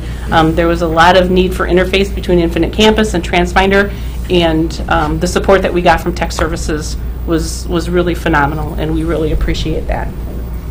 The post office returned postcards to us for no apparent reason. No address is wrong, we just got a stack of postcards back from the post office. I don't know if they just didn't feel like delivering them or they were left in the bottom of someone's bag. I don't know. So, and then there was a small group of postcards where the pickup time said 2:30 a.m. So I'm not sure what happened there, but they fixed. It is a little early. It is a little early, you know. And no one called me personally, so I don't know if those parents didn't care that their kid was being picked up at 2:30 a.m. or maybe they called Cobuson. But those were then fixed on the second mailing. We did get a second mailing of postcards out August 28th. And the reason it had to be so late is we have registration at one of our schools up until August 20th. I think Transportation Department needs to work with Registration Department as to why we have to have a registration day that late, because that's really hard for Cobuson then to turn around and reroute any new kids that come on at that late date. So that's why the second postcard goes out that late. And Dave will report in his report about the the number and volume of changes, changes of address that have occurred just even in the last couple weeks. Exactly. The good news is the majority of our regular ed routes, the big buses, went off without a hitch. There were some that were late. Isn't it amazing how many parents want to take a picture of their child on the first day of school getting on the bus?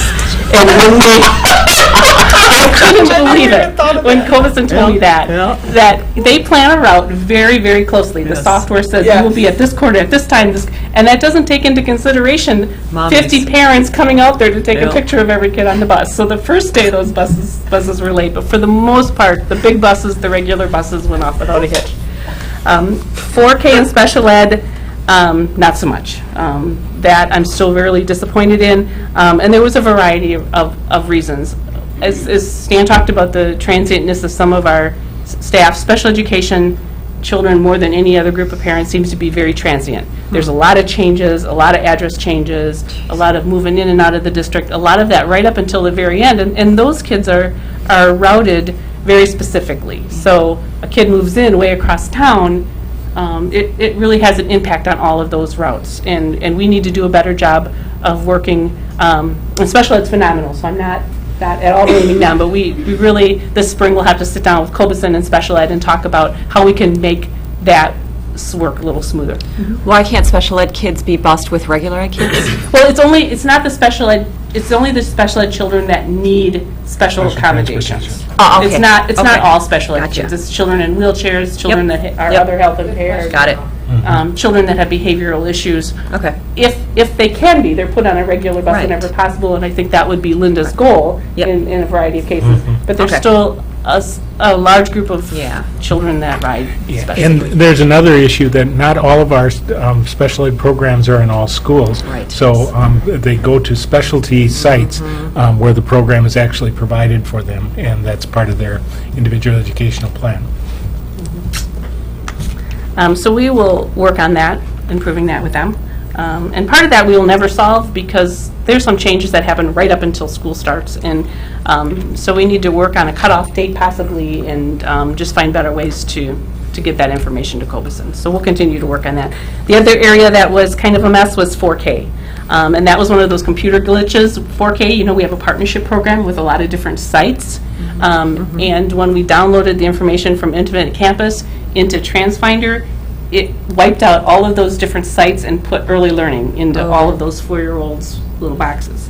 Now, they were able to figure out what went wrong. The technology people working with Cobuson found out what went wrong, but they had to restore all that information. And they could do a backup that restored a lot of it, but any changes that were made from the time that backup was made. So anyway, that's part of the reason, not all of the reason, but that's part of the reason the 4K is kind of a mess. And we need to continue to work with Cobuson on finding better ways to communicate that information to them and to communicate with our sites. And we will continue to do that and work with those two groups. Some of the good news, though, is Dan Cobuson is one of the owners. he was actually in our local office on the first day of school answering phones. So they brought in, even though they had all of their people out driving buses, they did bring in some support from corporate office to help answer phones on that first day. We actually lost 2 students that first day, and we found them. So I don't mean to make light of it, but we needed to have a program in place where if we lose 2 students and we call Cobeson, their number was always busy because parents Everybody's are trying all to find their calling. kids. So we put a process in place that only I have the cell phone number of one of the owners. And so I was able to call him on his cell phone, and that's how I found out he was actually working here in Oshkosh that day. And then he could radio the drivers, and we found the 2 kids instantly because they were still on the bus. Okay, good. We had the addresses wrong in the system, and I haven't quite got to the bottom of whose fault that was, but the addresses are wrong, but we were able, the process we put in place worked. We were able to call one of the owners, he radioed the drivers, we were able to find those kids within probably 5 minutes. So the process, in that case, the process we put in place worked. And the kids were still on the bus, which is a really, really good thing. The other good news is that we met with Cobeson right away Wednesday morning. Their 2 owners are actually housed up in Kaukauna, but they came down here, and our local manager and myself and a couple other folks, Beth from 4K, we sat down and said, okay, this is what went wrong, how can we fix it immediately? And we're still dealing with a few 4K issues, so they're not all solved yet. We will continue to work on them, but there is a real effort on their part to try to make that happen. Beth and I, in conversation as the leadership of the 4K program, last year had the conversation that I made an assumption with 4K programs that we, having run Birth to 3 programs actually back in Minnesota, I was so used to having every child appropriate labeled with one of those conference tags pinned to the back of their collar with name, address, phone number, parents number, all of those pieces. And after experiences, I said, don't you do that? And it hadn't been done, and so it helps a lot. We need to have every child, and every child that's nonverbal or who's 4, who's also sometimes nonverbal, as far as who they are and who their parents are, and the parents are not just moms and dads. What's your mom's name? Mom. It's one of those issues, and I think are getting more and more used to how do we handle both nonverbal children as well as young children, in making sure that we always have a tracking pattern. Well, we haven't quite gotten to having a scanning device on them yet. A barcode on their collar? Well, just something that they can't tear off, and by putting it on their collar is, the back of their collar is really helpful. There may have been some other groups that have addressed this in the past. I know when we initiated a 4-year-old kindergarten program, before we went 4K, or the district went 4K, as a result of a bus load of 4-year-olds who didn't know where they belonged when they were picked up at the end of the school day. The next day, they all wore big name tags with name, address, phone number, contact information, address, secondary addresses, and so on. So that was in practice for several years because of necessity. The nonverbal children or the second language learners who couldn't express where they lived or communicate with the those of us who only speak English fluently. And that's where the positioning of those on the back, so that they don't get ripped off, and there are 3 of them on the floor, 3 tags on the floor that you don't know which one belongs to which one. Sue, I did want to commend Cobeson that just personally, we did have an issue with our bus, and they were wonderful. Once again, the issue was, they answered the phone, I told them what the issue was, the next day it was handled, and we're good to go. So, thrilled. It's good to hear. Thrilled at the Garner House. We are really working on customer service, and they did a great job. We have some ways to go. Yeah, and they've been very responsive because they fully know that if Sue didn't have confidence in them, which I had lost confidence in them, they needed to attend to the fact that working carefully with Sue to make sure it worked and got better was the goal, because they understood that, and so I was not surprised that the 2 owners were here with Sue. And we still had some parents experience not so nice phone calls with them, so we will continue to work on on their customer service skills with some of the parents. And it's got to be very frustrating when you have We should have parents an yelling at apprenticeship. you all day, and some parents are nicer than others, but they need to remember who their customers are. Yeah. Thank you. Thank you, Sue. Thank you, sir. Out of attendance area update, Dr. Gunlock. If there are two issues at the beginning of the school year that were well above and beyond technology and all the new things coming up in classrooms, the issue of out-of-attendance area services is one that is front and center, but it starts way last spring, and it's a process that goes through that Dr. Gunlock will describe in a fair amount of detail to give you a sense of the process, how it works, and where some of the not 100% satisfaction can sometimes come from. Oh, yeah. Well, we saved the most exciting workshop for last, obviously. Out of attendance area update. I don't know how I got placed at the end. I figured, well, it works.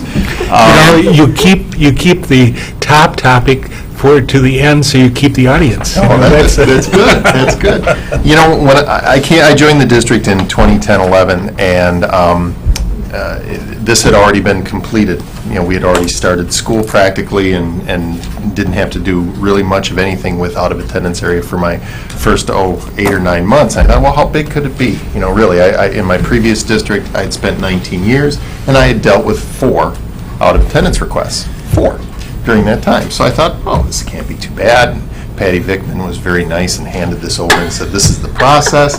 And fortunately, she became my training wheels for that first year. She said, why don't you just sit next to me and watch how this plays out? And thankfully that happened, because I learned a great deal from her, and we took that forward. But it can be very complex. So I'm going to just go through a few things here, and we'll skip this slide.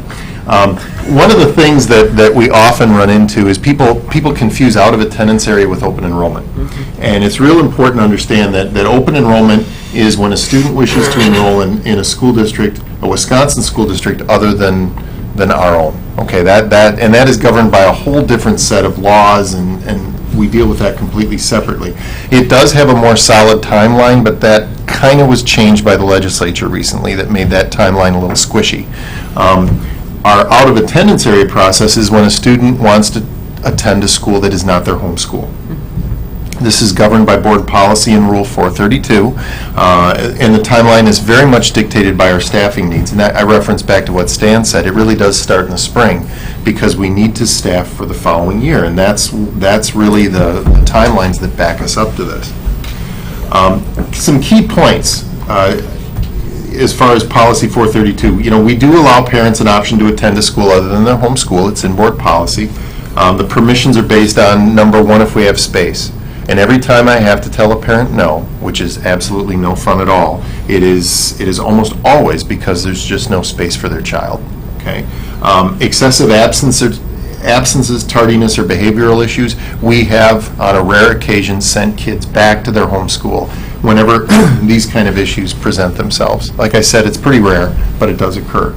The need to transfer students does occur involuntarily sometimes. This year we had a little bit of more involuntary transfers than I would have liked. Some of those are from Oakwood.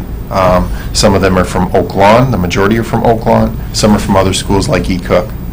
The district does provide transportation if this occurs. So if we do force transfer a student out of a school, we are obligated to provide transportation for that child. Why do we have to do that? Why do we have to provide transportation? No, why do we have to have an involuntary? If we are out of space, for example, if we were really okay. tight and all of a sudden Okay. a bunch of kids move in a certain grade level, I always joke with parents, if you just have your kids in separate grades on schedule and check with me first, we wouldn't have a problem with this. But they don't do that very much. Rule 432 is more of our administrative guidelines, and we've beefed those up recently to put down some details for parents so that makes a little bit more sense. I'll go through some of that here. But we do require them to submit their applications in writing. They do a great job with that. We've become much more accurate about date and time stamping.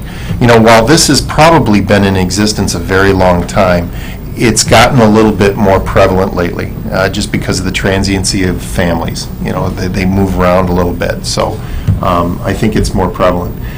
We do annual reviews. We affectionately referred to it as the out-of-attendance draft. Once again, a name that predates my time, but the approvals are only for 1 year. They auto-renew unless a parent decides they want to go back to their home school.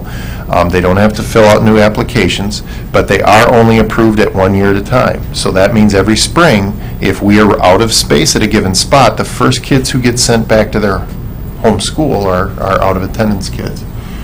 Parents are encouraged to work with the school to correct any issues. It's rare, a minority of cases, but parents sometimes say, I have an issue with a given school, I want to go to this school. First thing we do is always cycle them back to the building administrator to resolve the issue. And oftentimes that gets resolved and they rescind their request. In some cases, they want to attend for totally legitimate reasons, and we're able to accommodate many of those. So here is the priority of placement. This is the pecking order that we go through. The top priority are students who live in the attendance area, or a student that they require a specific service only offered at that building, often through an IEP. The next would be a student who is involuntarily displaced and wishes to be brought back to their home attendance area school. They're next in line for that space. The third one would be a student who's moving into the attendance area within 30 days. In other words, we know they're moving within a month, they're going to be attending. Often we have, the home is under construction and they're going to take occupancy, and we certainly don't want to start a child at one school and move them to the other school. By the way, if they do not end up showing up, if they don't end up actually residing in that district, they're transferred either back to the school or determined out of attendance, in which case they would possibly be sent back in the future. A student who is forced to attend due to lack of space at another site. Inter-district open enrollment comes next. Then we have out of attendance. This is a new one. This just came up this year in a situation where we had a request for a student via out of attendance. We didn't have room under our guidelines. There was a space there, but we were reserving it for resident area potential.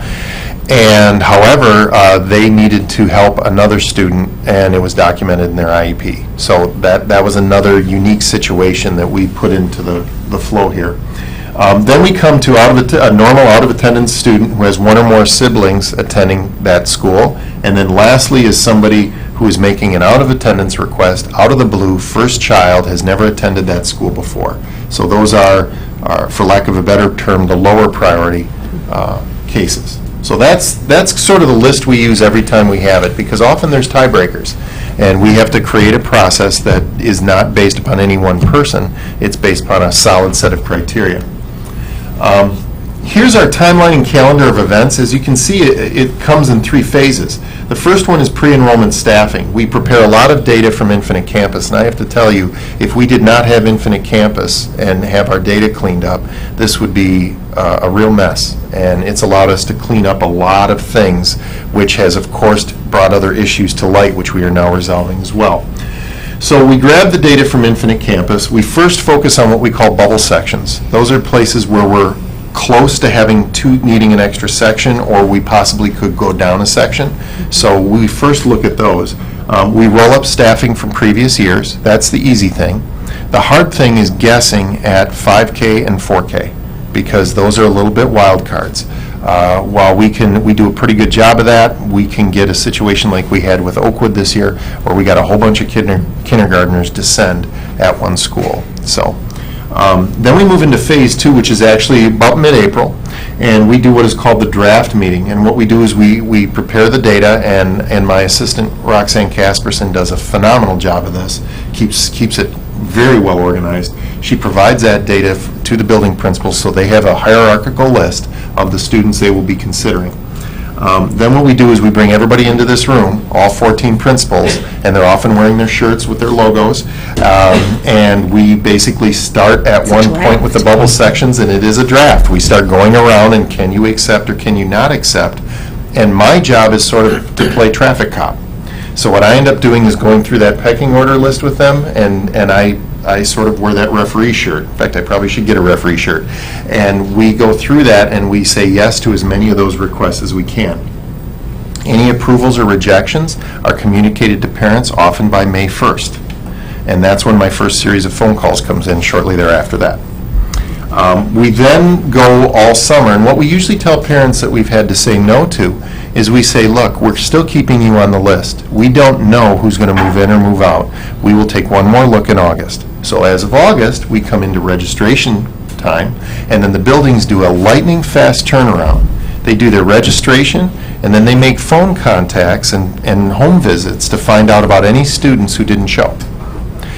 So once we have that data relatively cleaned up, we bring those principals back together one more time, and we go through the requests, and we say yes to any that we can say yes to at that point in time, and then we make final communications, and then we start the school year. So, just to give you an idea of some of the numbers, these are the family changes that happened this summer. These are actual kids who moved. So we had 222 in June, 117 in July, 877 in August, and actually that 151 number for September is actually up to 224 as of 10 minutes ago. So just to let you know, those are all address changes that are all impacted through the entire enrollment out of attendance process. Because we can run out or have extra space, and it kicks in a whole series of things that go on at each step. And may impact the busing as well. That's exactly. Yeah, actually, that's the other thing. It probably impacts busing even more than us. So when we're looking at a situation where Cobeson is getting this every night through our Infinite Campus system, they have to reroute it. They can't just, the system doesn't just automatically create the route for the child. So you can see we have a tremendous number of changes. These are in addition to the previous changes I talked to you about, these are the parent portal requests from June to August. There were 2,123, what we call these approvals. There were 2,123 changes that parents requested to make to their own addresses using Infinite Campus. So that didn't involve having to come in or do anything. They did it right from their computer. We approved 2,100 of them. We denied 166. So you may be asking, how can you deny their address change? There were usually errors. There were probably 166 errors, or the change occurred and then they moved before we acted on the change.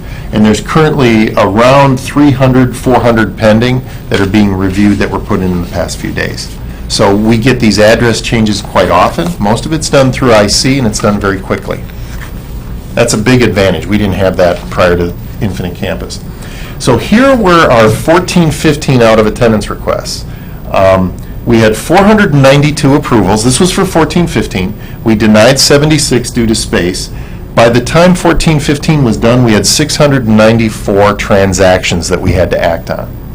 As I said, we said yes to 87%. So that actually works out pretty good. So we do quite a few of these, and we're usually able to make people pretty happy. 15-16, it's down a little bit. The actual total at this point is 481, but the actual approval denial that's in the books is 273 approvals, 80 denials at this point.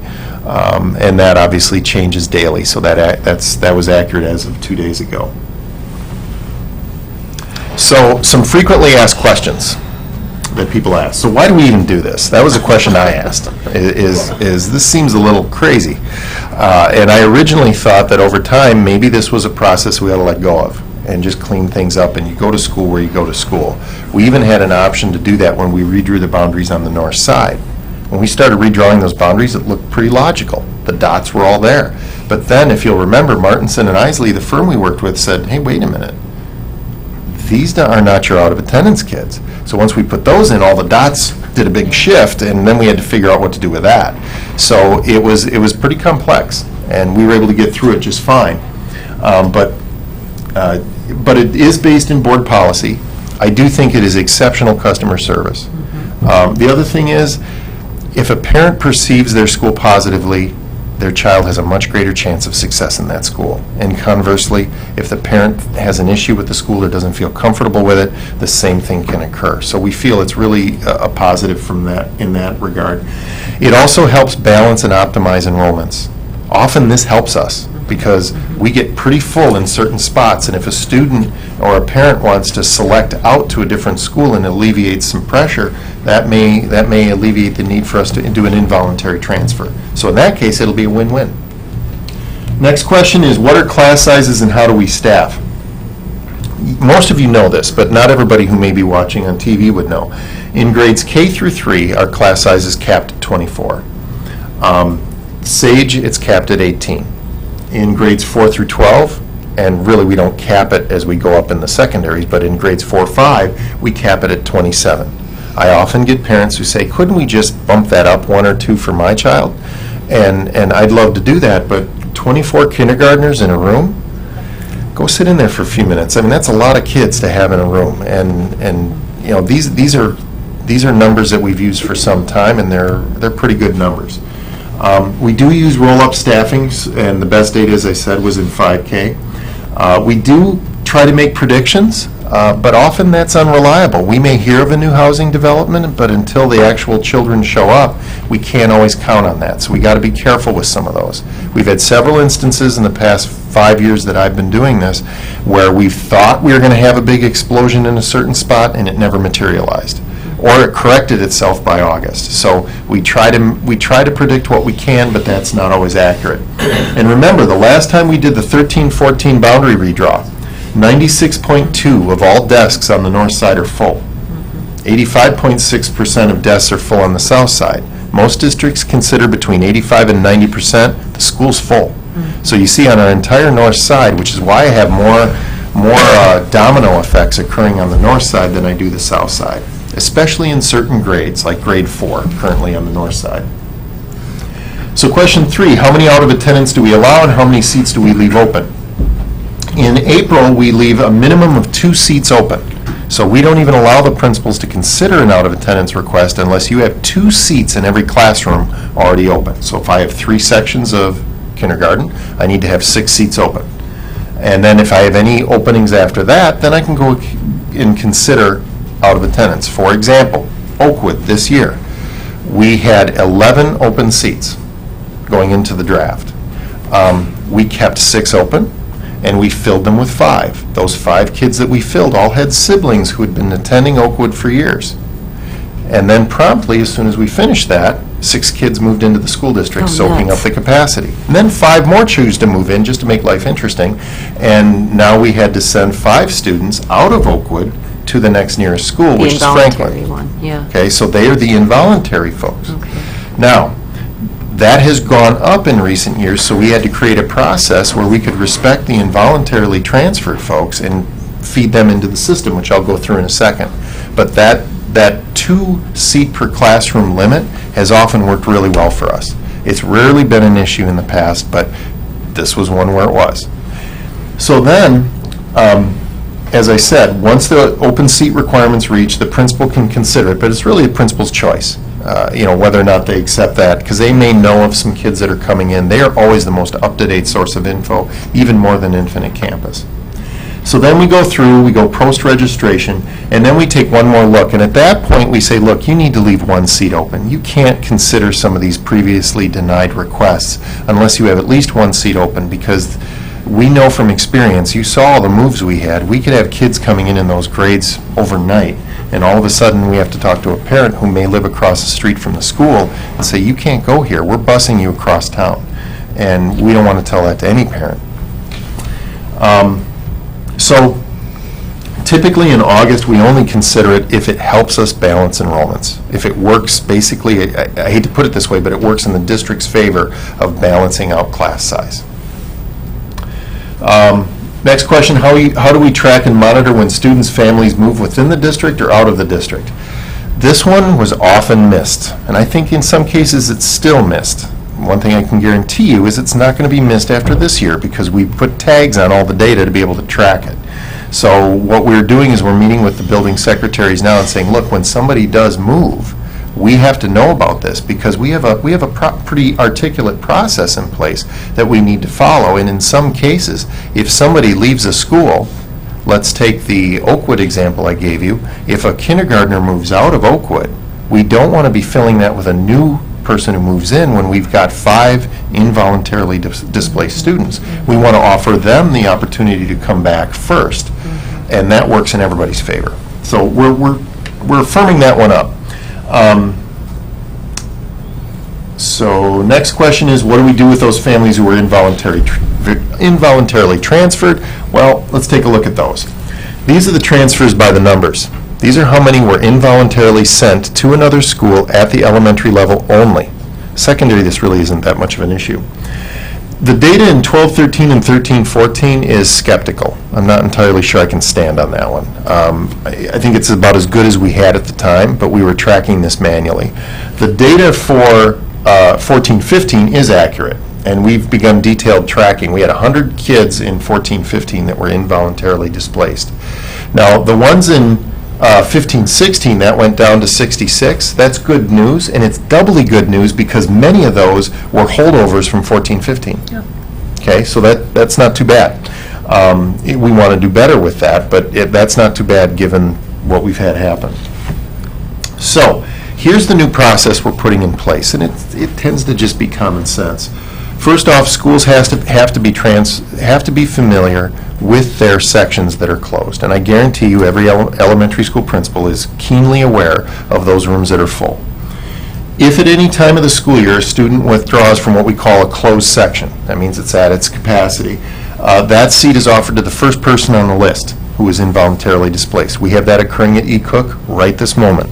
We have 2 open seats, and they're being offered to one of the 3 students who is involuntarily displaced over the next 24, 48 hours.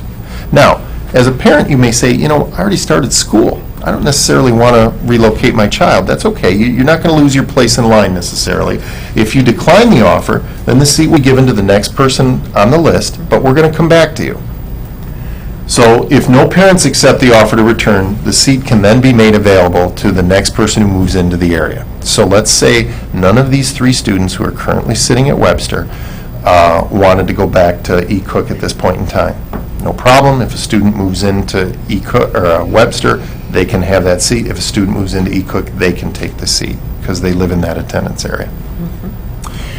When sections are established the following school year, in other words, next April, when we do this, the first thing we're going to do is look at those 60 or so people, and we're going to contact everyone by hand and ask them if they wish to return.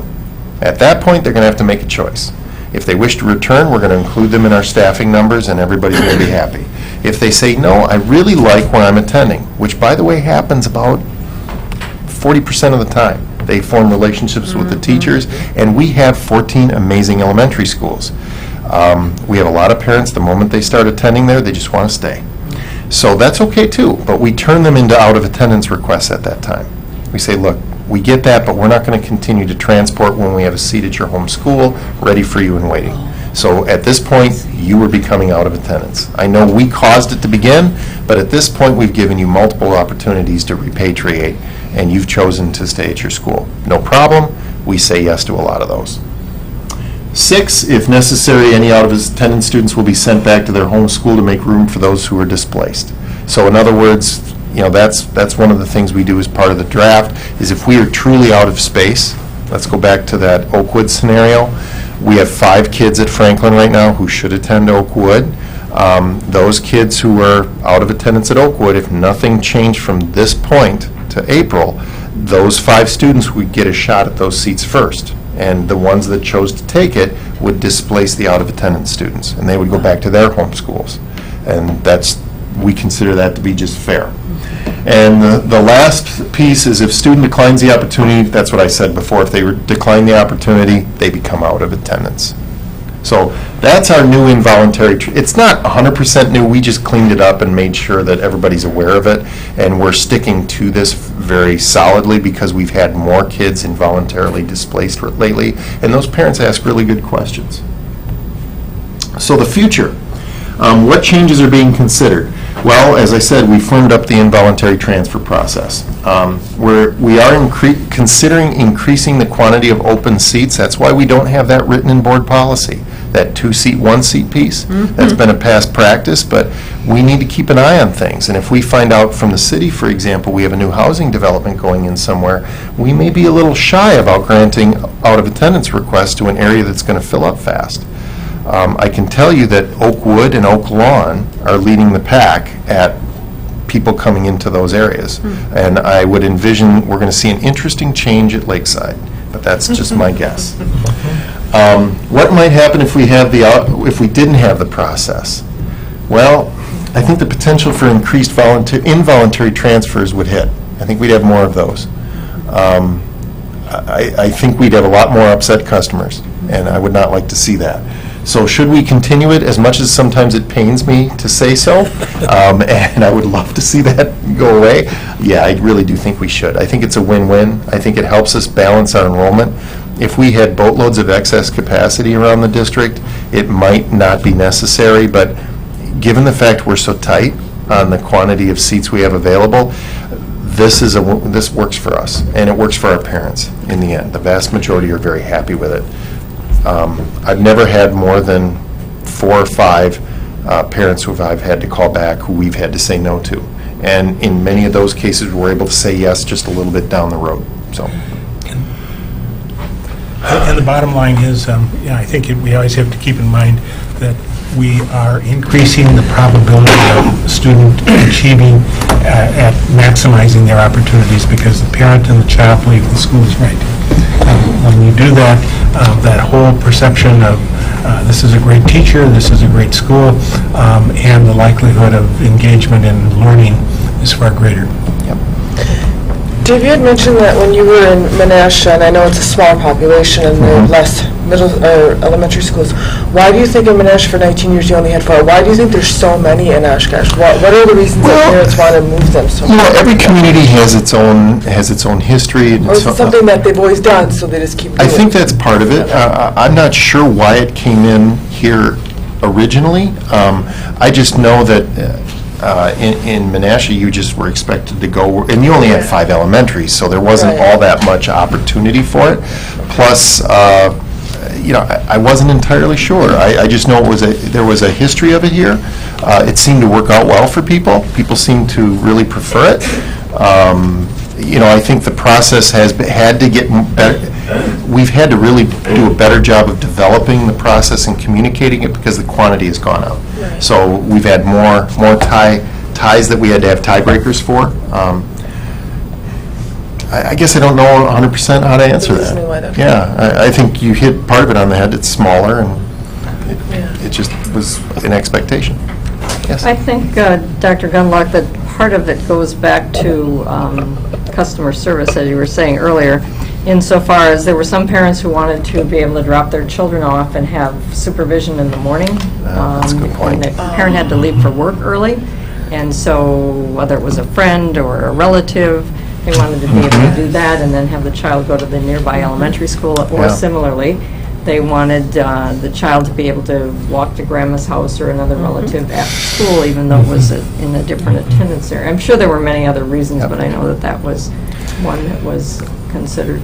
Well, we're geographically larger than a Menasha community, which is much smaller, and that has greater opportunity for that. Plus, we didn't have universal before school and after school care at all the facilities originally, so I'm sure that, I never thought of it that way. That's probably a big piece. Yeah. And I think the issue of tradition, but also the competition that we now see with vouchers, with what we see with true open enrollment out of district. I think most every district, I think it would be ludicrous for us to simply lock ourselves in to saying take it or leave it the way we have it. I think that's just not this is.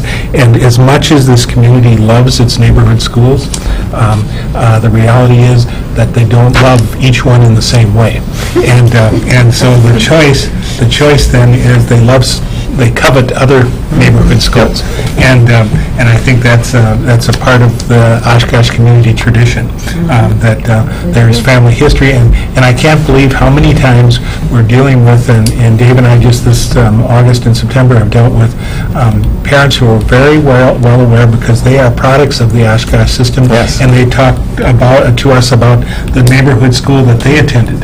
And, that isn't always true in other communities where that's a strong relationship to the neighborhood school. And in my first year or so here, Dr. Limburger made sure that I fully understood and respected neighborhood schools. That's exactly why Lakeside is where we're at with it, that we need to understand that closing schools, even though the overhead of that many elementary schools is expensive, it is a choice that Oshkosh community likes and wants to continue.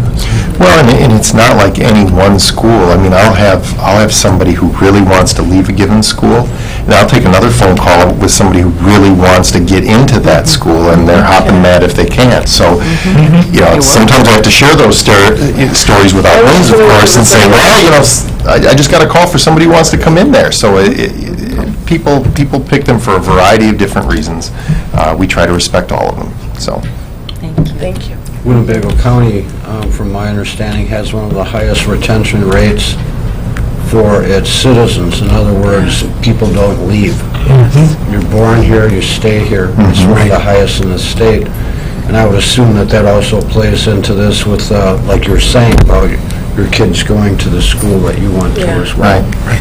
And what's interesting about this, too, is it's so nice to be in Oshkosh because we're big enough that even though it is transiency it's often transiency of a child going from one of our schools to another one of our schools. So having a consistent curriculum and service offering and sort of all pulling the rope in the same direction, we don't skip a beat when that happens, so that's good. So. Thank you. Thank you. Thank you. Excited. Absolutely. At this time, individually considered resolutions. Number one, approval of personnel, appointments, temporary appointments, resignations, retirements, and salary schedule. B, appointment of an administrator. C, waiver of 45-day notice. D, resignation of an administrator. These are all individual. There's two resolutions, correct? We don't have to read each one of these separately, do we? Okay, all right. I would assume that there would be 5 resolutions. Resolution A, be it resolved that the Oshkosh Area School District Board of Education approve the appointments, temporary appointments, resignations, retirements, and salary schedule is filed with the Secretary of the Board of Education. So move. Second. Discussion. I had asked that this one be pulled, speaking only for myself. I've had the good fortune over a period of years to be able to call Peggy West a colleague, and I just wanted to be able to recognize her for her many years of service to the children and the families of the school district in her role as food service director, as well as to thank the other people on this list who have provided good service to our children and have chosen to resign, and to welcome those who are accepting new appointments.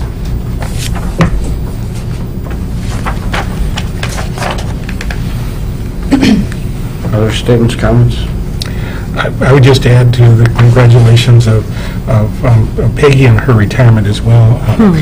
She's simply an all-star and does an excellent job with managing a very complicated program. And as you had the opportunity just a month ago to hear her present and responding to a whole lot of issues of changes in food service and supplies and farm to school services. And Peggy has adapted very well to so many changes, and as well as those federal requirements that are coming from Washington, and which have complicated the work of a food service director very, very extensively, and highly respected. And annually, I've been a party to a welcome back to all of her staff and greeting them. And I can tell you that from all of the food service staff, from the 2-hour folks who serve food through the cooks, Peggy is highly respected by those she supervises, and her competency has been demonstrated continuously for the school district.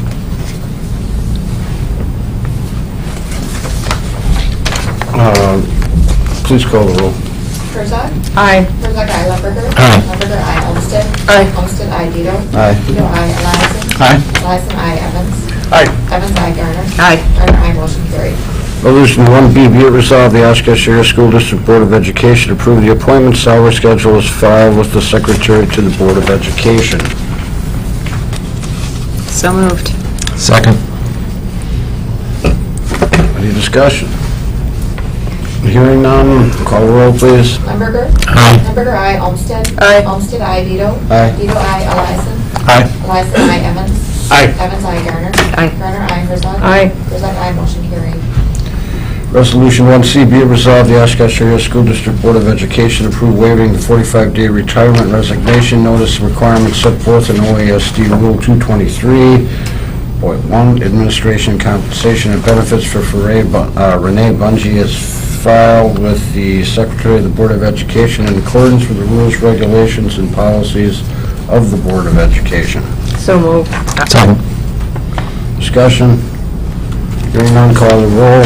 Olmsted? Aye. Olmsted, aye. Vito? Aye. Vito, aye. Eliason? Aye. Eliason, aye. Evans? Aye. Evans, aye. Garner? Aye. Garner, aye. Herzog? Aye. Herzog, aye. Limburger? Aye. Limburger, aye. Motion carried. Resolution 1D, be it resolved that the Oshkosh Area School District Board of Education approve the resignation as filed with the Secretary of the Board of Education in accordance with the rules, regulations, and policies of the Board of Education. Who writes this stuff? So moved. Second. Discussion? Call the roll, please. Vito? Aye. Vito, aye. Eliason? Aye. Eliason, aye. Evans? Aye. Evans, aye. Garner? Aye. Garner, aye. Herzog? Aye. Herzog, aye. Limburger? Aye. Limburger, aye. Olmsted? Aye. Olmsted, aye. Motion carried. All right, resolution number 2, I would accept a friendly amendment here to skip the reading of this somewhat lengthy document. So moved. Second. Discussion? Call the roll on waiving. Eliason? Aye. Eliason, aye. Evans? Aye. Evans, aye. Garner? Aye. Garner, aye. Herzog? Aye. Herzog, aye. Limburger? Aye. Limburger, aye. Olmsted? Aye. Olmsted, aye. Vito? Aye. Vito, aye. Motion carried. All right, resolution authorizing temporary borrowing in an amount not to exceed $10,800,000, issuance of tax and revenue anticipation promissory notes, and participation in the PMA levy and aid anticipation notes program. So moved. Second. Any discussion? Question on this. In the back of the resolution, it's got adopted by recorded roll call vote of blank yeas and nays on today's date with 2 places for signature, myself and Mr. Eliason. I have that documentation for your signature. So do you want us to sign this evening? I have copies here for you to sign. Okay. Any other questions? Call the roll. Evans? Aye. Evans, aye. Garner? Aye. Garner, aye. Herzog? Aye. Herzog, aye. Limburger? Aye. Limburger, aye. Olmsted? Aye. Olmsted, aye. Vito? Aye. Vito, aye. Eliason? Aye. Eliason, aye. Motion carried. Request for future agenda items.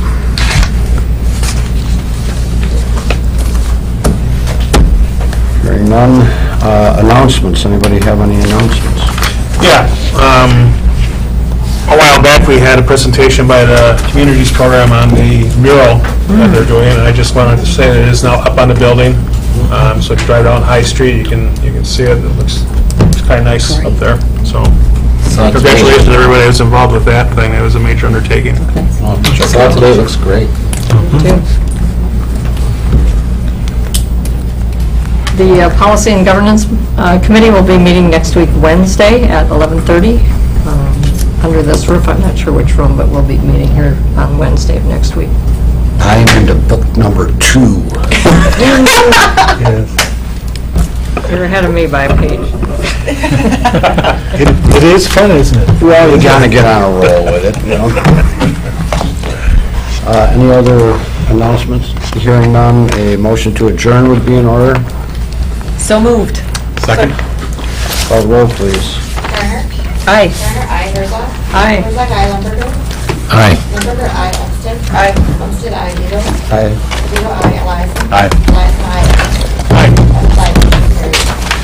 We are adjourned. I was beginning to worry a little bit about the